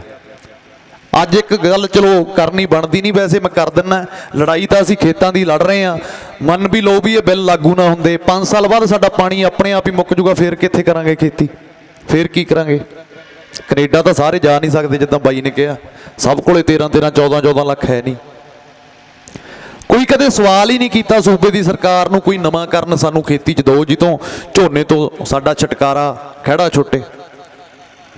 ਅੱਜ ਜੇ ਮਜਬੂਰੀ 'ਚ ਨਿਕਲ ਕੇ ਆ ਕੇ ਸਾਨੂੰ ਬੋਲਣਾ ਪਿਆ ਵੀ ਯਾਰ ਉੱਠੋ, ਇੱਕ ਲਾਮਬੰਦੀ ਕਰ ਲਈਏ। ਇਹਨਾਂ ਹੁਣ ਚੱਲ ਰਿਹਾ ਬਹੁਤ ਵਧੀਆ ਲਹਿਰ। ਮੈਨੂੰ ਨਹੀਂ ਲੱਗਦਾ ਵੀ ਮੈਂ ਲਹਿਰਾਂ ਬਾਰੇ ਜੋ ਪਿੱਛੇ ਨਿਕਲ ਕੇ ਗਈਆਂ ਨੇ ਪੜ੍ਹਿਆ ਵੀ ਹੈ, ਪੜ੍ਹ ਹੀ ਸਕਦਾ ਸੀ, ਚਲੋ ਹੰਡਾਈਆਂ ਨਹੀਂ, ਬਜ਼ੁਰਗਾਂ ਨੇ ਹੰਡਾਈਆਂ ਨੇ। ਇਹ ਲਹਿਰ ਆ ਜਿਹੜੀ ਹੁਣ ਇੱਕ ਬਹੁਤ ਚੰਗੇ ਤਰੀਕੇ ਨਾਲ ਚੱਲ ਰਹੀ ਹੈ ਤੇ ਇਸੇ ਤਰੀਕੇ ਨਾਲ ਚੱਲਦੀ ਲਹਿਰ ਉਹਨਾਂ ਤੋਂ ਜਰੀ ਨਹੀਂ ਜਾ ਰਹੀ। ਹੁਣ ਤੁਹਾਡੇ ਸਾਹਮਣੇ ਤੁਸੀਂ ਦੇਖੋ ਕੀ ਹੋਣ ਲੱਗ ਗਿਆ। ਇੰਨਾ ਮਜ਼ਾਕ ਬਣਾ ਲਿਆ ਨਾ ਸ਼ਾਸਕਾਂ ਨੇ, ਜਦੋਂ ਵੀ ਪਾਉਣਗੇ ਸਿੱਧੇ ਤੌਰ ਤੇ ਸਾਡੇ ਪਿਓ ਦੀ ਪੱਗ ਨੂੰ ਹੱਥ ਪਾਉਣਗੇ। ਲੜਾਈ ਵੀ ਪੱਗਾਂ ਦੀ ਹੋਈ ਹੈ। ਬੇਅਦਬੀ ਕਰਵਾਈ ਕਿ ਨਹੀਂ? ਉੱਥੇ ਮਹਾਰਾਜ ਦੀ ਕਰਵਾਤੀ ਤੇ ਉਹਨੂੰ ਪਾਗਲ ਅਨਾਉਂਸ ਕਰਤਾ। ਪਾਗਲ ਹੀ ਕਿਉਂ ਹਰੇਕ ਵਾਰੀ ਬੇਅਦਬੀ ਕਰਦੇ ਨੇ ਬਈ? ਪਰ ਪ੍ਰੋਬਲਮ ਇਹ ਆ ਵੀ ਕਰਨ ਵਾਲੇ ਵੀ ਪੰਜਾਬੀ ਤੇ ਬਚਾਉਣ ਵਾਲੇ ਵੀ ਪੰਜਾਬੀ। ਮਾਰਿਆ ਨਹੀਂ ਗਿਆ ਉਸ, ਜਦੋਂ ਉਹਨੇ ਸਾਡੇ ਪਿਓ ਦੀ ਪੱਗ ਨੂੰ ਹੀ ਹੱਥ ਪਾ ਲਿਆ, ਉਹਨੂੰ ਮਾਰਿਆ ਨਹੀਂ ਗਿਆ ਸਾਡੇ ਤੋਂ। ਉਹਨੂੰ ਮਾਰ ਦੇਣਾ ਚਾਹੀਦਾ ਸੀ ਉੱਥੇ, ਗਾਂ ਨੂੰ ਕੋਈ ਜ਼ਰੂਰਤ ਨਾ ਕਰਦਾ। ਉਹਦੀ ਮਾਂ ਦੇ ਮੈਂ ਬਿਆਨ ਸੁਣੇ, ਉਹ ਬੜਾ ਗੋਲ ਜੀਆਂ ਗੱਲਾਂ ਕਰਦੀ ਆ, ਮੇਰਾ ਪੁੱਤ ਤਾਂ ਕਮਲਾ, ਮੇਰਾ ਪੁੱਤ ਝੱਲਾ। ਇੱਕ ਵਾਰੀ ਉਹਦੇ ਮੂੰਹੋਂ ਇਹ ਨਹੀਂ ਨਿਕਲਿਆ ਕਿ ਹਾਂ ਇਹਨੇ ਗਲਤ ਕੀਤੀ ਹੈ, ਇਹਨੂੰ ਸਜ਼ਾ ਮਿਲਣੀ ਚਾਹੀਦੀ ਹੈ। ਇਹ ਪਲਾਨਡ ਹੁੰਦਾ ਸਾਰਾ ਕੁਝ, ਜਿਹਨੂੰ ਕਹਿੰਦੇ ਆ ਵੀ ਏਜੰਸੀਆਂ ਕੰਮ ਕਰਦੀਆਂ ਨੇ। ਉੱਥੇ ਆਪਣਾ ਜਲੰਧਰ ਬੈਠੇ ਆਪਣੇ ਧਰਨੇ ਤੇ ਵੀਰ ਬੈਠੇ ਤੇ ਆ ਬੀਜੇਪੀ ਵਾਲੇ ਕੋਲੋਂ ਲੰਘੇ ਵੀ ਅਸੀਂ ਉੱਥੇ, ਤੁਸੀਂ ਆਪਣਾ ਆ ਜਿਹੜੇ ਸਾਡੇ ਦਲਿਤ ਭਰਾ ਨੇ ਵੀ ਤੁਸੀਂ ਇਹਨਾਂ ਦੀ ਬੇਅਦਬੀ ਕਰਦੇ ਹੋ। ਇਹ ਬੀਜੇਪੀ ਵਾਲੇ ਇਹ ਗੱਲਾਂ ਕਹਿੰਦੇ ਨੇ, ਜਿੱਥੇ ਕੱਟੜਵਾਦਤਾ ਦੀ ਕੋਈ ਹੱਦ ਹੀ ਨਹੀਂ। ਯੂਪੀ 'ਚ ਦੇਖੋ, ਉੱਥੇ ਵਿਚਾਰੀ ਦਾ ਗੈਂਗ ਰੇਪ ਕਰਤਾ ਤੇ ਉਹਦਾ ਬਿਆਨ ਕੀ ਆਇਆ ਕਿ ਠਾਕਰਾਂ ਦੇ ਖੂਨ ਤਾਂ ਥੋੜੇ ਜਿਹੇ ਗਰਮ ਹੁੰਦੇ ਨੇ। ਇੱਥੇ ਇਹਨਾਂ ਨੂੰ ਹੁਣ ਦਲਿਤ ਭਾਈਚਾਰਾ ਯਾਦ ਆਉਂਦਾ। ਦਲਿਤ ਭਾਈਚਾਰਾ ਯਾਦ ਨਹੀਂ ਆਉਂਦਾ, ਇਹਨਾਂ ਨੇ ਸਿਰਫ ਸਾਡੀ ਲਹਿਰ ਨੂੰ ਖਰਾਬ ਕਰਨਾ ਹੈ। ਖਰਾਬ ਕਿਵੇਂ ਕਰਨਾ ਹੈ? ਕਿ ਵਾਇਲੈਂਸ ਕ੍ਰੀਏਟ ਕਰਨੀ ਹੈ ਕਿ ਹਾਂ ਇੱਥੋਂ ਲੰਘੇ ਤੇ ਝੜਪ ਹੋ ਗਈ ਤੇ ਡਾਂਗਾਂ ਚੱਲ ਪਈਆਂ ਤੇ ਪੁਲਿਸ ਨੂੰ ਇੱਕ ਮੌਕਾ ਮਿਲ ਜਾਵੇ ਵੀ ਬਾੜੋ ਇਹਨਾਂ ਨੂੰ ਅੰਦਰ। ਮੈਂ ਇਹ ਪੁੱਛਣਾ ਚਾਹੁੰਦਾ ਵੀ ਜਦੋਂ ਅੰਦਰ ਬਾੜਤਾ, ਉਦੋਂ ਅਗਲਾ ਸਟੈਪ ਆਪਣੇ ਕੋਲੇ ਕੀ ਹੈ? ਸਰਕਾਰਾਂ ਨੇ ਤਾਂ ਤੁਹਾਡਾ ਸਾਥ ਦੇਣਾ ਨਹੀਂ, ਇਹ ਤਾਂ ਗੱਲ ਕਲੀਅਰ ਕੱਟ ਹੈ। ਜੇ ਤੁਸੀਂ ਅਗਲੀ ਵਾਰ ਵੀ ਉਹੀ ਨੁਮਾਇੰਦੇ ਚੁਣ ਲਏ ਜਿਹੜੇ ਹੁਣ ਨੇ, ਤਾਂ ਫਿਰ ਤਾਂ ਆਪਾਂ ਕਿਸੇ ਨੂੰ ਕੁਝ ਕਹਿ ਹੀ ਨਹੀਂ ਸਕਦੇ। ਗੱਲ ਇਹ ਨਹੀਂ ਹੈਗੀ ਵੀ ਪੰਜੋ ਉਂਗਲੀਆਂ ਨੇ ਜਿਹੜੀਆਂ ਉਹ ਇੱਕ ਬਰਾਬਰ ਹੁੰਦੀਆਂ ਨੇ। ਜੇ ਤੁਸੀਂ ਆਪਦੇ ਏਰੀਏ ਚੋਂ ਕੋਈ ਬੁੱਧੀਜੀਵੀ ਬੰਦਾ, ਕੋਈ ਚੰਗਾ ਬੁਲਾਰਾ, ਕੋਈ ਇਮਾਨਦਾਰ ਇਨਸਾਨ ਇਸ ਲਹਿਰ ਦਰਮਿਆਨ ਨਾ ਚੁਣਿਆ, ਤਾਂ ਇੱਥੇ ਕਮੀ ਤੁਹਾਡੀ ਹੋਊਗੀ, ਸਰਕਾਰਾਂ ਦੀ ਨਹੀਂ ਹੋਊਗੀ। ਇੰਨੀ ਪਾਰਸ਼ੈਲਿਟੀ ਹੋਣੀ ਚਾਹੀਦੀ ਹੈ ਵੀ ਸਿੱਧੇ ਤੌਰ ਤੇ ਤੁਸੀਂ ਉੱਥੇ ਲਿਜਾ ਕੇ ਗੱਲ ਰੱਖ ਸਕੋ। RSS ਹੈ, ਉਹ ਬੀਜੇਪੀ ਨੂੰ ਚਲਾਉਂਦੀ ਹੈ। ਟਰੰਪ ਹੈ, ਸਾਰੀ ਦੁਨੀਆ ਤੇ ਰਾਜ ਕਰਦਾ, ਪਰ ਉਹਨੂੰ ਪਿੱਛੋਂ ਕ੍ਰਿਸਚਨਿਜ਼ਮ ਹੈ। ਇੱਕ RSS ਜਿਵੇਂ ਕਮੇਟੀ ਬਣੀ ਹੈ, ਟਰੰਪ ਦੀ ਇੰਨੀ ਜ਼ਰੂਰਤ ਨਹੀਂ ਹੈਗੀ ਵੀ ਉਹਨਾਂ ਤੋਂ ਪੁੱਛੇ ਬਿਨਾਂ ਉਹ ਕੋਈ ਸਟੇਟਮੈਂਟ ਜਾਂ ਕੋਈ ਬਿਆਨ ਦੇ ਸਕੇ। ਤਾਂ ਸਾਡਾ ਇਦਾਂ ਦਾ ਕੋਈ ਕਿਉਂ ਸੰਗਠਨ ਨਹੀਂ ਬਣ ਸਕਦਾ? ਅਸੀਂ ਪਿੰਡ ਲੈਵਲ ਤੇ 5 ਪਿੰਡ ਇਕੱਠੇ ਹੋ ਕੇ ਬਣਾ ਲਈਏ ਵੀ ਜਿਹੜੇ 1 ਮਹੀਨੇ ਬਾਅਦ ਜਾਂ 2 ਮਹੀਨੇ ਬਾਅਦ MLA ਕੋਲੇ ਜਾ ਕੇ ਉਹਨੂੰ ਪੁੱਛ ਲਿਆ ਕਰੀਏ ਵੀ ਭਾਈ ਦੱਸ। ਉਹ ਡਰਨਗੇ ਇਸ ਗੱਲੋਂ ਫਿਰ ਵੀ ਹਾਂ ਯਾਰ ਲੋਕ ਜਾਗ ਗਏ, ਹੁਣ ਕੰਮ ਕਰਨਾ ਹੀ ਪੈਣਾ ਹੈ। ਤਾਂ ਆਪਣੀ ਨੌਕਰੀ ਨੇ ਨਾ। ਚਾਹੇ ਮੇਰੀ ਇੱਕ ਦਿਨ ਕਿਸੇ ਪੁਲਿਸ ਵਾਲੇ ਵੀਰ ਨਾਲ ਗੱਲ ਹੋਈ, ਮੈਂ ਕਿਹਾ ਯਾਰ ਤੁਸੀਂ ਬਹੁਤ ਲੁੱਟਦੇ ਹੋ, ਬਹੁਤ ਕਰਪਸ਼ਨ ਕਰਦੇ ਹੋ। ਉਹ ਕਹਿੰਦਾ ਭਾਈ ਅਸੀਂ ਨਹੀਂ ਲੁੱਟਦੇ, ਸਾਨੂੰ ਦੇਖ ਕੇ ਸਿੱਧਾ ਹੱਥ ਹੀ ਜੇਬ ਤੇ ਚਲੇ ਜਾਂਦਾ। ਅਸੀਂ ਚਾਹੇ ਚਲਾਨ ਕੱਟਣਾ ਹੋਵੇ ਚਾਹੇ ਨਾ ਕੱਟਣਾ ਹੋਵੇ, ਪਰ ਪਹਿਲਾਂ ਹੀ ਬੰਦਾ ਜਾਂ ਤਾਂ ਕਿਸੇ ਨਾਲ ਫੋਨ ਤੇ ਗੱਲ ਕਰਾ ਦਿੰਦਾ ਜਾਂ ਕੱਢ ਕੇ ਐਂ ਗੋਲ ਜਿਹਾ ਕਰਕੇ ਹੱਥ 'ਚ 100 ਦਾ ਨੋਟ ਫੜਾ ਦਿੰਦਾ। ਫਿਰ ਕੀ ਕਰੀਏ? ਜਦੋਂ ਤੁਸੀਂ ਮੈਨੂੰ ਸਵਾਲ ਹੀ ਨਹੀਂ ਕਰਨਾ ਤਾਂ ਫਿਰ ਮੈਂ ਵੀ ਤੁਹਾਨੂੰ ਜਵਾਬ ਕਿਉਂ ਦਊਂਗਾ? ਇਹ ਗੱਲਾਂ ਮੈਂ ਤੁਹਾਨੂੰ ਹੱਕ ਨਾਲ ਕਹਿ ਰਿਹਾ, ਕਿਉਂਕਿ ਮੈਂ ਤਾਂ ਉਮਰ 'ਚ ਵੀ ਤੁਹਾਡੇ ਤੋਂ ਸਾਰਿਆਂ ਨਾਲੋਂ ਛੋਟਾ, ਤਜਰਬੇ 'ਚ ਵੀ ਛੋਟਾ, ਤੁਸੀਂ ਬਹੁਤ ਕੁਝ ਹੰਢਾਇਆ। ਪਰ ਹੁਣ ਜਾਗਣ ਦੀ ਲੋੜ ਹੈ ਸਾਨੂੰ। ਜੇ ਇਹ ਲਹਿਰ ਨੇ ਇਹ ਕੰਮ ਕੀਤਾ, ਚਲੋ ਚੰਗਾ ਹੀ ਕੀਤਾ ਇੱਕ ਕੰਮ, ਵੀ ਪੂਰਾ ਪੰਜਾਬ ਹੈ ਜਿਹੜਾ ਅੱਜ ਸੜਕਾਂ ਤੇ ਆ ਗਿਆ, ਹੱਕਾਂ ਦੀ ਲੜਾਈ ਲੜ ਰਿਹਾ। ਪਰ ਹੁਣ ਐਸੇ ਤਰੀਕੇ ਨਾਲ ਜਾਗੀਏ ਤੇ ਆਪਾਂ ਆਪਣੇ ਪਾਣੀਆਂ ਦੇ ਅਧਿਕਾਰ ਵੀ ਆਪਣੇ ਕੋਲ ਲੈ ਲਈਏ, ਫਸਲਾਂ ਦੇ ਫੈਸਲੇ ਕਿਸਾਨ ਕਰੂਗਾ, ਉਹਨਾਂ ਦੇ ਮੁੱਲ ਵੀ ਆਪਣੇ ਅੰਡਰ ਲੈ ਲਈਏ। ਤੇ ਜਿਹੜੇ ਇਹ ਬਿੱਲ ਲਾਗੂ ਹੋਏ ਨੇ ਇਹਨਾਂ ਨੂੰ ਪੱਟ ਕੇ, ਜਿਵੇਂ ਮੂਲੀ ਗਾਜਰ ਪੱਟੀ ਦੀ ਹੈ ਨਾ, ਪੱਟ ਕੇ ਐ ਟਪਾ ਦਈਏ ਪਰੇ ਦਿੱਲੀ ਵੱਲ ਨੂੰ। ਗੱਲ ਬਾਈ ਦੀ ਬਿਲਕੁਲ ਸਹੀ ਹੈ, ਦਿੱਲੀ ਜਾਣ ਦੀ ਸਾਨੂੰ ਕੋਈ ਲੋੜ ਨਹੀਂ। ਨੌਜਵਾਨ ਵੀਰ ਨੇ ਜਿਹੜੇ ਬਹੁਤ ਕਈ ਵਾਰੀ ਤੱਤਾ ਹੋ ਜਾਂਦਾ ਖੂਨ ਵੀ ਦਿੱਲੀ ਚਲੋ, ਦਿੱਲੀ ਚਲੋ। ਦਿੱਲੀ ਜਾ ਕੇ ਕੁਝ ਨਹੀਂ ਬਣਨਾ। ਉਹਨਾਂ ਨੂੰ ਲੋੜ ਹੈ, ਉਹ ਸਾਡੇ ਕੋਲ ਆਉਣਗੇ ਇੱਥੇ। ਜੇ ਧੱਕਾ ਕਰਨਗੇ ਫਿਰ ਅਸੀਂ ਇੱਥੇ ਵੜਨ ਨਹੀਂ ਦੇਣਾ। ਜੇ ਗੱਲਬਾਤ ਕਰਨਗੇ, ਜਥੇਬੰਦੀਆਂ ਜਾ ਆਈਆਂ 2 ਵਾਰੀ। ਹੁਣ ਬੜੇ ਬੁੱਧੀਜੀਵੀ ਲੋਕ ਨੇ ਜਿਹੜੇ ਉਹ ਜਥੇਬੰਦੀਆਂ ਦੀ ਹੋਂਦ ਤੇ ਵੀ ਸਵਾਲ ਚੱਕ ਦਿੰਦੇ ਆ। ਉਹਨਾਂ ਤੋਂ ਵੀ ਤੁਸੀਂ ਸੁਚੇਤ ਰਹਿਣਾ। ਜਥੇਬੰਦੀਆਂ ਦੀ ਲੜਾਈ ਹੈ ਤੇ ਉਹ ਲੜਨਗੇ। ਅੱਜ ਸਾਥ ਦੇਣਾ ਤੁਸੀਂ ਵੀ ਜਥੇਬੰਦੀਆਂ ਦਾ ਦਿਓ। ਸਰਕਾਰਾਂ ਨੇ ਉਹ ਵੀ ਜਥੇਬੰਦੀਆਂ ਦਾ ਸਾਥ ਦੇ ਰਹੀਆਂ ਨੇ। ਮੈਨੂੰ ਨਹੀਂ ਲੱਗਦਾ ਕਿ ਉਹਨਾਂ ਨੂੰ ਭੰਡਣਾ ਚਾਹੀਦਾ। ਹਾਂ ਠੀਕ ਹੈ, ਅੱਜ ਕੋਈ ਬਕਾਊ ਹੈ, ਕੱਲ ਨੂੰ ਕੋਈ ਨਹੀਂ ਹੈਗਾ, ਐ ਗਰੰਟੀ ਭਰੋਸਾ ਕਿਸੇ ਦਾ ਵੀ ਨਹੀਂ ਹੈਗਾ। ਕੋਈ ਸਟਾਮਾਂ ਤੇ ਨਹੀਂ ਲਿਖਾ ਕੇ ਆਇਆ ਵੀ ਸਾਰੀ ਜ਼ਿੰਦਗੀ ਕੋਈ ਇਮਾਨਦਾਰੀ ਰਹੂਗਾ। ਇਹ ਪਰਖ ਤੁਸੀਂ ਕਰਨੀ ਹੈ। ਤੁਸੀਂ ਜਥੇਬੰਦੀ ਦੇ ਪ੍ਰਧਾਨ ਤੱਕ ਹੀ ਗੱਲ ਸੀਮਤ ਨਾ ਰੱਖੋ ਨਾ। ਇੱਕ ਜਥੇਬੰਦੀ ਬਣ ਗਈ ਤਾਂ ਤੁਸੀਂ ਸਾਰੇ ਪ੍ਰਧਾਨ ਹੋ ਜਿੰਨੇ ਉਹਦੇ ਮੈਂਬਰ ਹੋ। ਇੱਕ ਪ੍ਰਧਾਨ ਅੱਗੇ ਜਾ ਕੇ ਕਰਪਟ ਹੋਇਆ, ਆਉਣਾ ਤਾਂ ਉਹਨੇ ਮੁੜ ਕੇ ਪੰਜਾਬ 'ਚ ਹੀ ਆ, ਪਾਸੇ ਕਰਕੇ ਨਾਲ ਦੀ ਨਾਲ ਦੂਜਾ ਲਾ ਦਿਓ। ਮੂਵਮੈਂਟ ਨੂੰ ਫੇਲ ਕਰਨ ਦੀ ਕੀ ਲੋੜ ਹੈ ਜੇ ਇੱਕ ਪ੍ਰਧਾਨ ਬਕਾਊ ਹੋ ਗਿਆ। ਅੱਗੇ ਤੁਸੀਂ ਚਲੇ ਜਾਓ, ਬਗਾਵਤ ਉੱਥੇ ਹੀ ਰੱਖੋ, ਧਰਨੇ ਨਾ ਚੱਕੋ। ਕੋਈ ਬਾਹਲੀ ਵੱਡੀ ਗੱਲ ਨਹੀਂ ਹੈਗੀ ਇਹ। ਪਰ ਬਸ ਸਾਡਾ ਇੱਕ ਸੋਚ ਉਦਾਂ ਦੀ ਬਣੀ ਆ ਵੀ ਪ੍ਰਧਾਨ ਵਿਕ ਗਿਆ ਤੇ ਸਾਰੀ ਜਥੇਬੰਦੀ ਵਿਕ ਗਈ, ਮੂਵਮੈਂਟ ਫੇਲ। ਨਹੀਂ, ਐਦਾਂ ਨਹੀਂ ਹੋਣਾ ਚਾਹੀਦਾ। ਹੁਣ ਇਹਨਾਂ ਦਿਨਾਂ ਦਰਮਿਆਨ ਅਸੀਂ ਆ ਕੇ ਪੰਜਾਬ ਦਾ ਦੌਰਾ ਕਰਦੇ ਹਾਂ, ਨੌਜਵਾਨਾਂ ਨੂੰ ਜਗਾਉਣ ਦੀ ਸਾਡੀ ਡਿਊਟੀ ਲੱਗੀ ਹੋਈ ਹੈ, ਬੋਲਦੇ ਹਾਂ। ਹੋ ਸਕਦਾ ਕੋਈ ਐਸਾ ਮਾਹੌਲ ਕ੍ਰੀਏਟ ਹੋ ਜਾਵੇ, ਜਿਵੇਂ ਲੱਖੇ ਬਾਈ ਦੇ ਤਾਂ ਵਿਚਾਰੇ ਦੇ ਘਰੇ ਛਾਪੇ ਪੈਣ ਵੀ ਲੱਗੇ, ਕੱਲ ਨੂੰ ਸਾਡੇ ਵੀ ਪੈ ਸਕਦੇ ਆ, ਤੁਹਾਡੇ ਵੀ ਕੁਛ ਨਾ ਕੁਛ ਹੋ ਸਕਦਾ। ਕੋਈ ਐਜ਼ ਐਨ ਵਲੰਟੀਅਰ ਤੋਂ ਲੈ ਕੇ ਅਸੀਂ ਵੀ ਸਾਰੇ ਵਲੰਟੀਅਰ ਹਾਂ। ਕਿਸੇ ਭਰਾ ਤੇ ਜੇ ਕੋਈ ਆਂਚ ਆ ਜਾਵੇ ਫਿਰ ਇੱਥੇ ਅਫਸੋਸ ਹੁੰਦਾ ਵੀ ਯਾਰ ਡਾਊਟਡ ਹੋ ਜਾਂਦਾ। ਕਿੱਥੇ ਤਾਂ ਹੁੰਦਾ ਨਾ ਇੱਕ ਵੀ ਸ਼ੋਰ ਆ ਵੀ ਹਾਂ ਜੇ ਕੋਈ ਮੇਰੇ ਤੇ ਆਂਚ ਆ ਗਈ ਤਾਂ ਪੰਜਾਬ ਪਿੱਛੇ ਖੜੂਗਾ ਹੀ ਖੜੂਗਾ। ਆਸ ਕਰਦਾ ਮੈਂ, ਇਹ ਆਸ ਦੀ ਬੰਦਾ ਜਿਉਂਦਾ। ਇੱਕ ਦੂਜੇ ਨਾਲ ਖੜੀਏ ਇਸ ਦੌਰ 'ਚ। ਜੇ ਬਾਈ ਦੇ ਘਰੇ ਕੋਈ ਆਂਚ ਹੁੰਦੀ ਹੈ ਤਾਂ ਜਿਹੜਾ ਵੀ ਕੋਈ ਇਹਦਾ ਜ਼ਿਲ੍ਹਾ ਹੋਊਗਾ ਬਾਈ ਦਾ, ਮੋਗਾ, ਤਾਂ ਉੱਥੇ ਘੱਟੋ ਘੱਟ ਲੱਖ ਬੰਦਾ ਲੈ ਜਾਈਏ ਇਕੱਠਾ ਕਰਕੇ ਵੀ ਭਾਈ ਕੋਈ ਸਬੂਤ ਕਰੋ, ਕੋਈ ਪ੍ਰੂਫ ਕਰੋ ਵੀ ਕੀਤਾ ਕੀ ਹੈ। ਜੇ ਤੁਹਾਡੇ ਨਾਲ ਕੁਛ ਇਦਾਂ ਹੁੰਦਾ ਤਾਂ ਤੁਸੀਂ ਫੋਨ ਮਾਰੋ ਜਥੇਬੰਦੀਆਂ ਵਾਲਿਆਂ ਨੂੰ। ਇਹ ਨਾ ਇਨਸਾਫੀ ਅਸੀਂ ਹੋਣ ਨਹੀਂ ਦੇਵਾਂਗੇ। ਤਾਂ ਇਹ ਲੜਾਈ ਜਿੱਤੀ ਜਾਊਗੀ ਇੱਕ ਵਿਉਂਤਬੰਦੀ ਨਾਲ, ਇੱਕ ਰਣਨੀਤੀ ਨਾਲ। ਬੜੇ ਨੌਜਵਾਨ ਨੇ ਜਿਹੜੇ ਸੋਸ਼ਲ ਮੀਡੀਆ ਤੇ ਬੋਲਦੇ ਆ ਜਿਵੇਂ ਅਸੀਂ ਇੱਕ ਮੁਹਿੰਮ ਚਲਾਈ ਹੈ। ਹੁਣ ਇਹਦੇ ਨਾਲ ਕੁਝ ਨਹੀਂ, ਪਰ ਬਾਹਰਲੇ ਮੁਲਕਾਂ ਦੇ ਜਾਂ ਬਾਹਰਲੀਆਂ ਸਟੇਟਾਂ ਦੇ ਜਿਹੜੇ ਚੰਗੇ ਲੋਕ ਨੇ, ਜਿਹੜੇ ਦੇਖਣ ਪੰਜਾਬ 'ਚ ਧੱਕਾ ਹੋ ਰਿਹਾ, ਉਹ ਸਾਡਾ ਸਾਥ ਦੇਣਗੇ ਇਹਨਾਂ ਨੂੰ ਦੇਖ ਕੇ। ਸੋ ਸਾਰੇ ਤੁਸੀਂ ਵਧਾਈ ਦੇ ਪਾਤਰ ਹੋ ਵੀਰੋ, ਤੁਸੀਂ ਜਾਗੇ ਹੋ। ਬਸ ਮੈਂ ਤਾਂ ਤੁਹਾਨੂੰ ਇਹੀ ਬੇਨਤੀ ਕਰਨੀ ਹੈ ਵੀ ਇਕੱਠੇ ਰਹੀਏ, ਰਲ ਕੇ ਰਹੀਏ, ਕਿਉਂਕਿ ਖੇਤੀ ਤੋਂ ਬਿਨਾਂ ਸਾਡੇ ਕੋਲ ਹੋਰ ਹੈ ਹੀ ਕੁਝ ਨਹੀਂ। ਚਲੋ ਚੰਗੀ ਹੈ ਮਾੜੀ ਹੈ, ਬਚਦਾ ਕੁਝ ਨਹੀਂ ਬਚਦਾ, ਉਹ ਬਾਅਦ ਦੀਆਂ ਗੱਲਾਂ ਨੇ। ਪਰ ਅਸੀਂ ਐਂ ਥੋੜੀ ਹੋਊਗਾ ਵੀ ਹੁਣ ਅਡਾਨੀਆਂ ਦੇ ਫੱਟੇ ਲਵਾਵਾਂਗੇ ਆਪਣੀਆਂ ਮੋਟਰਾਂ ਤੇ, ਅੰਬਾਨੀਆਂ ਦੇ ਫੱਟੇ ਲਵਾਵਾਂਗੇ।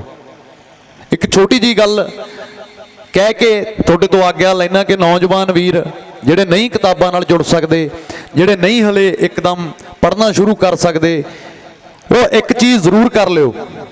ਅੱਜ ਜਦੋਂ ਰਾਤ ਨੂੰ ਤੁਸੀਂ ਸੌਵੋਗੇ ਨਾ ਘਰੇ ਜਾ ਕੇ, ਅੱਖਾਂ ਬੰਦ ਕਰਕੇ ਤੁਸੀਂ ਆਪਦੇ ਬਚਪਨ 'ਚ ਜਾਇਓ, ਜਦੋਂ ਤੁਸੀਂ ਛੋਟੇ ਹੁੰਦੇ ਸੀ ਤੇ ਆਪਦੇ ਬਜ਼ੁਰਗਾਂ ਦੀ ਉਹਨਾਂ ਮੋਟਰਾਂ ਤੇ ਰੋਟੀ ਲੈ ਕੇ ਜਾਂਦੇ ਸੀ।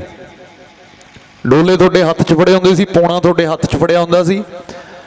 ਉਹ ਜੰਨਤ ਤੋਂ ਉੱਤੇ ਦਾ ਨਜ਼ਾਰਾ ਸੀ ਜਿਹੜਾ ਖੇਤਾਂ 'ਚ। ਹੁਣ ਵੀ ਬਹੁਤ ਵੀਰ ਕਰਦੇ ਆ ਇਦਾਂ, ਚਲੋ ਹੁਣ ਥੋੜਾ ਤਰੀਕਾ ਬਦਲ ਗਿਆ। ਤੁਸੀਂ ਉਹ ਮੋਟਰਾਂ ਦਾ ਚੇਤਾ ਆਪਣੇ ਦਿਮਾਗ 'ਚ ਲਿਆਇਓ, ਜਿੱਥੇ ਤੁਸੀਂ ਨਹਾਉਂਦੇ ਸੀ, ਜਿੱਥੇ ਤੁਸੀਂ ਉਹਨੂੰ ਨਾਲ ਨੂੰ ਇਦਾਂ ਕਰਕੇ ਪਾਣੀ ਪੀਂਦੇ ਸੀ, ਜਾਂ ਜਿੱਥੋਂ ਤੋੜ ਕੇ ਜਾਮਣਾ ਅਮਰੂਦ ਖਾਂਦੇ ਸੀ। ਤੁਹਾਨੂੰ ਸਵਰਗ ਤੋਂ ਵੀ ਚੰਗਾ ਨਜ਼ਾਰਾ ਫੀਲ ਹੋਊਗਾ। ਫਿਰ ਇੱਕਦਮ ਉਦੋਂ ਬਾਅਦ 'ਚ ਤੁਸੀਂ ਉਹਨਾਂ ਮੋਟਰਾਂ ਤੇ ਅਬਾਨੀਆਂ ਡਾਨੀਆਂ ਦੇ ਫੱਟੇ ਗੱਡੇ ਹੋਏ ਦੇਖਿਓ, ਫਿਰ ਤੁਹਾਡੀ ਜ਼ਮੀਰ ਹੈ ਜਿਹੜੀ ਤੁਹਾਨੂੰ ਅੰਦਰੋਂ ਝੰਜੋੜੂਗੀ, ਹਲੂਣੂਗੀ ਵੀ ਨਹੀਂ ਯਾਰ ਇਹ ਸਾਡੇ ਨੇ ਤੇ ਸਾਡੀ ਰਹਿਣਗੇ, ਇਹਨਾਂ ਦਾ ਕੋਈ ਢੇਕਾ ਨਹੀਂ ਲੱਗਦਾ, ਨਾ ਕੋਈ ਅਬਾਨੀ ਤੇ ਨਾ ਕੋਈ ਅਡਾਨੀ। ਸਾਨੂੰ ਆ 14 ਸਾਲ ਦਾ ਜਵਾਕ ਸੀ ਇੱਥੇ ਬੈਠਾ, ਛੋਟਾ ਸ੍ਰੀ ਸਾਹਿਬ ਪਾਈ ਹੈ, 80 ਸਾਲ ਦਾ ਬਜ਼ੁਰਗ ਬੈਠਾ, ਤੇ ਤੁਸੀਂ ਇਹਨਾਂ ਨੂੰ ਦਲਾਲ ਕਹਿ ਕੇ ਸੰਬੋਧਨ ਕਰਦੇ ਹੋ ਵੀ ਇਹ ਦਲਾਲ ਲੋਕ ਨੇ ਜਿਹੜੇ ਇੱਥੇ ਧਰਨੇ ਕਰ ਰਹੇ ਆ, ਪ੍ਰੋਟੈਸਟ ਕਰ ਰਹੇ ਆ। ਦਲਾਲ ਕੌਣ ਹੈ? ਇਹ ਵਕਤ ਨੇ ਸਾਫ਼ ਕੀਤਾ ਹੈ। ਪਹਿਲਾਂ ਤਾਂ ਤੁਸੀਂ ਹੋ ਦਲਾਲ ਅਡਾਨੀਆਂ ਅੰਬਾਨੀਆਂ ਦੇ, ਤੇ ਅਡਾਨੀ ਅੰਬਾਨੀ ਦਲਾਲ ਨੇ ਬਿਲ ਗੇਟਸ ਦੇ, ਅਮਰੀਕਾ ਦੇ। ਇਹ ਖੇਤ ਕਿਸੇ ਸਾਜ਼ਿਸ਼ ਦੇ ਅਧੀਨ ਤੁਹਾਡੇ ਤੋਂ ਲਏ ਜਾ ਰਹੇ ਆ। ਇੱਥੇ ਐਕਸਪੈਰੀਮੈਂਟ ਕਰਨਾ, ਕਰਨਾਟਕਾ 'ਚ ਵੀ ਪਹਿਲਾਂ ਇੱਕ ਕੰਟਰੈਕਟ ਫਾਰਮਿੰਗ ਦਾ ਮਾਡਲ ਆਇਆ ਸੀ, ਜਿੱਥੇ ਲਿਆ ਕੇ ਜਿਹੜੀ ਉਹਨਾਂ ਦੀ ਧਰਤੀ 'ਚ ਉਹਨਾਂ ਨੇ ਐਸੀਆਂ ਰੇਹਾਂ ਸਪਰੇਆਂ ਪਾਈਆਂ ਤੇ ਉਹ ਅੱਜ ਦੀ ਡੇਟ 'ਚ ਬੰਜਰ ਬਣੇ ਹੋਏ ਆ। ਇੱਥੇ ਵੀ ਉਹੀ ਕੁਝ ਕਰਨਾ ਉਹਨਾਂ ਨੇ, ਕਿਉਂਕਿ ਬਿੱਲ ਨੇ ਜਿਹੜੇ ਕਾਨੂੰਨੀ ਤੌਰ ਤੇ ਸਾਡੇ ਕਿਸੇ ਵੀ ਪੱਖ ਦੇ ਨਹੀਂ ਹੈਗੇ। ਸੋ ਫੈਸਲਾ ਹੁਣ ਤੁਸੀਂ ਕਰਨਾ ਵੀਰੇ, ਤੁਸੀਂ ਲੜਨਾ ਹੈ ਜਾਂ ਇੱਥੇ ਹੀ 2 ਦਿਨ ਸਾਡੀਆਂ ਗੱਲਾਂ ਸੁਣ ਕੇ ਫਿਰ ਘਰੇ ਚਲੇ ਗਏ ਵੀ ਦੇਖਾਂਗੇ ਜਿੱਧਰ ਕੋਈ ਜਾਂਦਾ, ਜੋ ਦੁਨੀਆ ਨਾਲ ਹੋਊਗਾ ਉਹ ਸਾਡੇ ਨਾਲ ਹੋ ਜਾਊਗਾ। ਮੈਨੂੰ ਨਹੀਂ ਲੱਗਦਾ ਵੀ ਅੱਜ ਉਹ ਵਕਤ ਹੈ। ਠੀਕ ਹੈ, ਮਾੜਾ ਮੋਟਾ ਚੱਲਦਾ ਰਹਿੰਦਾ, ਜਦੋਂ ਬੰਦਾ ਜਾਗਿਆ ਉਦੋਂ ਸਵੇਰਾ। ਆਪਾਂ ਬਾਹਲਾ ਕਿਸੇ ਨੂੰ ਨੈਗੇਟਿਵ ਵੀ ਨਹੀਂ ਕਰਦੇ। ਬਹੁਤ ਨੌਜਵਾਨ ਨੇ, ਜੇ ਅੱਜ ਇਹ ਧਰਨੇ ਚੱਲ ਰਹੇ ਨੇ, ਜੇ ਅੱਜ ਲਹਿਰ ਚੱਲ ਰਹੀ ਆ ਤਾਂ ਹੀ ਚੱਲ ਰਹੀ ਹੈ ਜੇ ਤੁਸੀਂ ਆਏ ਹੋ। ਪਰ ਮੈਂ ਸਿਰਫ ਉਹਨਾਂ ਵੀਰਾਂ ਲਈ ਇਹ ਗੱਲ ਕਹਿਣੀ ਚਾਹੁੰਦਾ ਜਿਨ੍ਹਾਂ ਨੂੰ ਹਲੇ ਵੀ ਇਹ ਲੱਗਦਾ ਵੀ ਨਹੀਂ ਯਾਰ ਕੋਈ ਨਹੀਂ, ਦੇਖਾਂਗੇ ਕੀ ਹੋਊਗਾ, ਜਾਂ ਮੇਰਾ ਤਾਂ ਵੀਜ਼ਾ ਕਰੋਨਾ 'ਚ ਅਪਲਾਈ ਕੀਤਾ ਸੀ ਹੁਣ ਖਤਮ ਹੋ ਗਿਆ, ਹੁਣ ਆ ਹੀ ਜਾਊਗਾ ਸਾਲ 'ਚ ਮੇਰੀ ਫੈਮਿਲੀ ਉੱਧਰ ਆ ਜਾਊਗੀ। ਫਿਰ ਇਹ ਤਾਂ ਭੱਜਣ ਵਾਲੀ ਗੱਲ ਹੋ ਗਈ ਨਾ। ਅਸੀਂ, ਸਾਡੀ ਕੌਮ ਕਦੇ ਭੱਜਣ ਵਾਲਿਆਂ 'ਚ ਨਹੀਂ ਆਈ, ਅਸੀਂ ਤਾਂ ਲੋਕਾਂ ਦੇ ਇਨਸਾਫ ਲਈ ਲੜਦੇ ਹਾਂ। ਸੋ ਫੈਸਲਾ ਤੁਹਾਡੇ ਹੱਥ 'ਚ ਹੈ। ਸਾਡੇ ਵੱਲੋਂ ਤਾਂ ਬਸ ਇੰਨੀ ਬੇਨਤੀ ਹੈ ਕਿ ਜਿੱਥੇ ਵੀ ਜਥੇਬੰਦੀਆਂ ਡਿਊਟੀਆਂ ਲਾਉਣਗੀਆਂ ਜਾਂ ਜਿੱਥੇ ਵੀ ਤੁਸੀਂ ਬੁਲਾਓਗੇ, ਤੁਹਾਡੇ ਅੱਧੇ ਬੋਲ ਤੇ ਭੱਜੇ ਆਵਾਂਗੇ, ਅੱਧੇ ਤੋਂ ਵੀ ਅੱਧੇ ਬੋਲ ਤੇ ਭੱਜੇ ਆਵਾਂਗੇ। ਅਸੀਂ ਨਾ ਪਿੱਛੇ ਹਟਾਂਗੇ ਤੇ ਨਾ ਸਾਡੇ ਗੁਰੂਆਂ ਨੇ ਸਾਨੂੰ ਸਿਖਾਇਆ ਕਿ ਚਲਦੀ ਲੜਾਈ 'ਚੋਂ ਛੱਡ ਕੇ ਪਿੱਛੇ ਹਟ ਜਾਓ। ਇਹ ਬੁਜ਼ਦਿਲੀ ਦਾ ਸਬੂਤ ਹੈ। ਅਸੀਂ ਅੱਜ ਵੀ ਨਾਲ ਹਾਂ ਤੇ ਅਸੀਂ ਕੱਲ੍ਹ ਨੂੰ ਵੀ ਨਾਲ ਰਵਾਂਗੇ। ਅਸੀਂ ਪੰਜਾਬੀ ਹਾਂ, ਚੜ੍ਹਦੀ ਕਲਾ ਦਾ ਸੰਕੇਤ ਦੁਨੀਆ 'ਚ ਸਿੱਖ ਪੰਥ ਦੇ ਝੰਡੇ ਜਿੱਥੇ ਤੱਕ ਝੂਲਦੇ ਆ ਉਹ ਚੜ੍ਹਦੀ ਕਲਾ ਦਾ ਸੰਕੇਤ ਹੈ। ਜਦੋਂ ਦੁਨੀਆ ਤੇ ਸਾਡੀ ਹਕੂਮਤ ਹੈ ਫਿਰ ਤਾਂ ਇਹ ਤਾਂ ਸਾਡਾ ਘਰ ਹੈ। ਸੋ ਤੁਹਾਡੀ ਸ਼ਾਨ ਦੇ ਖਿਲਾਫ ਕੋਈ ਵੀ ਸ਼ਬਦ ਉੱਚਾ ਨੀਵਾਂ ਕਿਹਾ ਗਿਆ ਹੋਵੇ ਤਾਂ ਮੈਂ ਮਾਫੀ ਚਾਹੁੰਦਾ, ਤੁਹਾਡੇ ਤੋਂ ਛੋਟਾ ਹੈ। ਸ਼੍ਰੀ ਵਾਹਿਗੁਰੂ ਜੀ ਕਾ ਖਾਲਸਾ, ਸ਼੍ਰੀ ਵਾਹਿਗੁਰੂ ਜੀ ਕੀ ਫਤਿਹ। ਬਿਲਕੁਲ ਸੱਚ, ਜੋਤਿਸ਼ਿਕ ਵਿਦਿਆ ਇੱਕ ਐਸਟ੍ਰੋਲੋਜਰ ਰੋਹਿਤ ਜੋਸ਼ੀ ਜੀ ਦਾ ਸਾਰੀ ਦੁਨੀਆ ਨੂੰ ਖੁੱਲਾ ਚੈਲੰਜ। ਕੀ ਤੁਸੀਂ ਜ਼ਿੰਦਗੀ ਦੇ ਕਿਸੇ ਵੀ ਸਮੱਸਿਆ ਤੋਂ ਪਰੇਸ਼ਾਨ ਹੋ? ਕੀ ਤੁਹਾਡੇ ਵਿਆਹ 'ਚ ਹੋ ਰਹੀ ਹੈ ਦੇਰੀ? ਕੀ ਤੁਸੀਂ ਸੰਤਾਨ ਸੁੱਖ ਤੋਂ ਵਾਂਝੇ ਹੋ? ਕੀ ਤੁਹਾਨੂੰ ਮਨਚਾਹਾ ਪਿਆਰ ਨਹੀਂ ਮਿਲ ਰਿਹਾ? ਕੀ ਤੁਸੀਂ ਲਗਾਉਣਾ ਚਾਹੁੰਦੇ ਲਾਟਰੀ ਦਾ ਸਹੀ ਨੰਬਰ? ਕੀ ਤੁਹਾਨੂੰ ਨੌਕਰੀ ਨਹੀਂ ਮਿਲ ਰਹੀ? ਕੀ ਤੁਹਾਡਾ ਵੀਜ਼ਾ ਨਹੀਂ ਲੱਗ ਰਿਹਾ? ਕੀ ਤੁਸੀਂ ਵਿਦੇਸ਼ 'ਚ ਪੱਕਾ ਹੋਣਾ ਚਾਹੁੰਦੇ ਹੋ? ਧਨ ਦੀ ਕਮੀ, ਬਿਮਾਰੀ ਤੋਂ ਪਰੇਸ਼ਾਨੀ, ਘਰ ਬੈਠੇ ਬਿਠਾਏ ਕੀਤਾ ਜਾਵੇਗਾ ਤੁਹਾਡੀਆਂ ਸਮੱਸਿਆਵਾਂ ਦਾ ਸਮਾਧਾਨ। ਫੀਸ ਕਮ ਹੋਣ ਤੋਂ ਬਾਅਦ ਇਹਨਾਂ ਸਾਰੀਆਂ ਸਮੱਸਿਆਵਾਂ ਦੇ ਪੱਕੇ ਹੱਲ ਲਈ ਇੱਕ ਵਾਰ ਜ਼ਰੂਰ ਐਸਟ੍ਰੋਲੋਜਰ ਰੋਹਿਤ ਜੋਸ਼ੀ ਜੋ ਕਰਦੇ ਨੇ ਫ੍ਰੀ ਸੇਵਾ, ਫ੍ਰੀ ਸਮਾਧਾਨ। 99 968 26 004।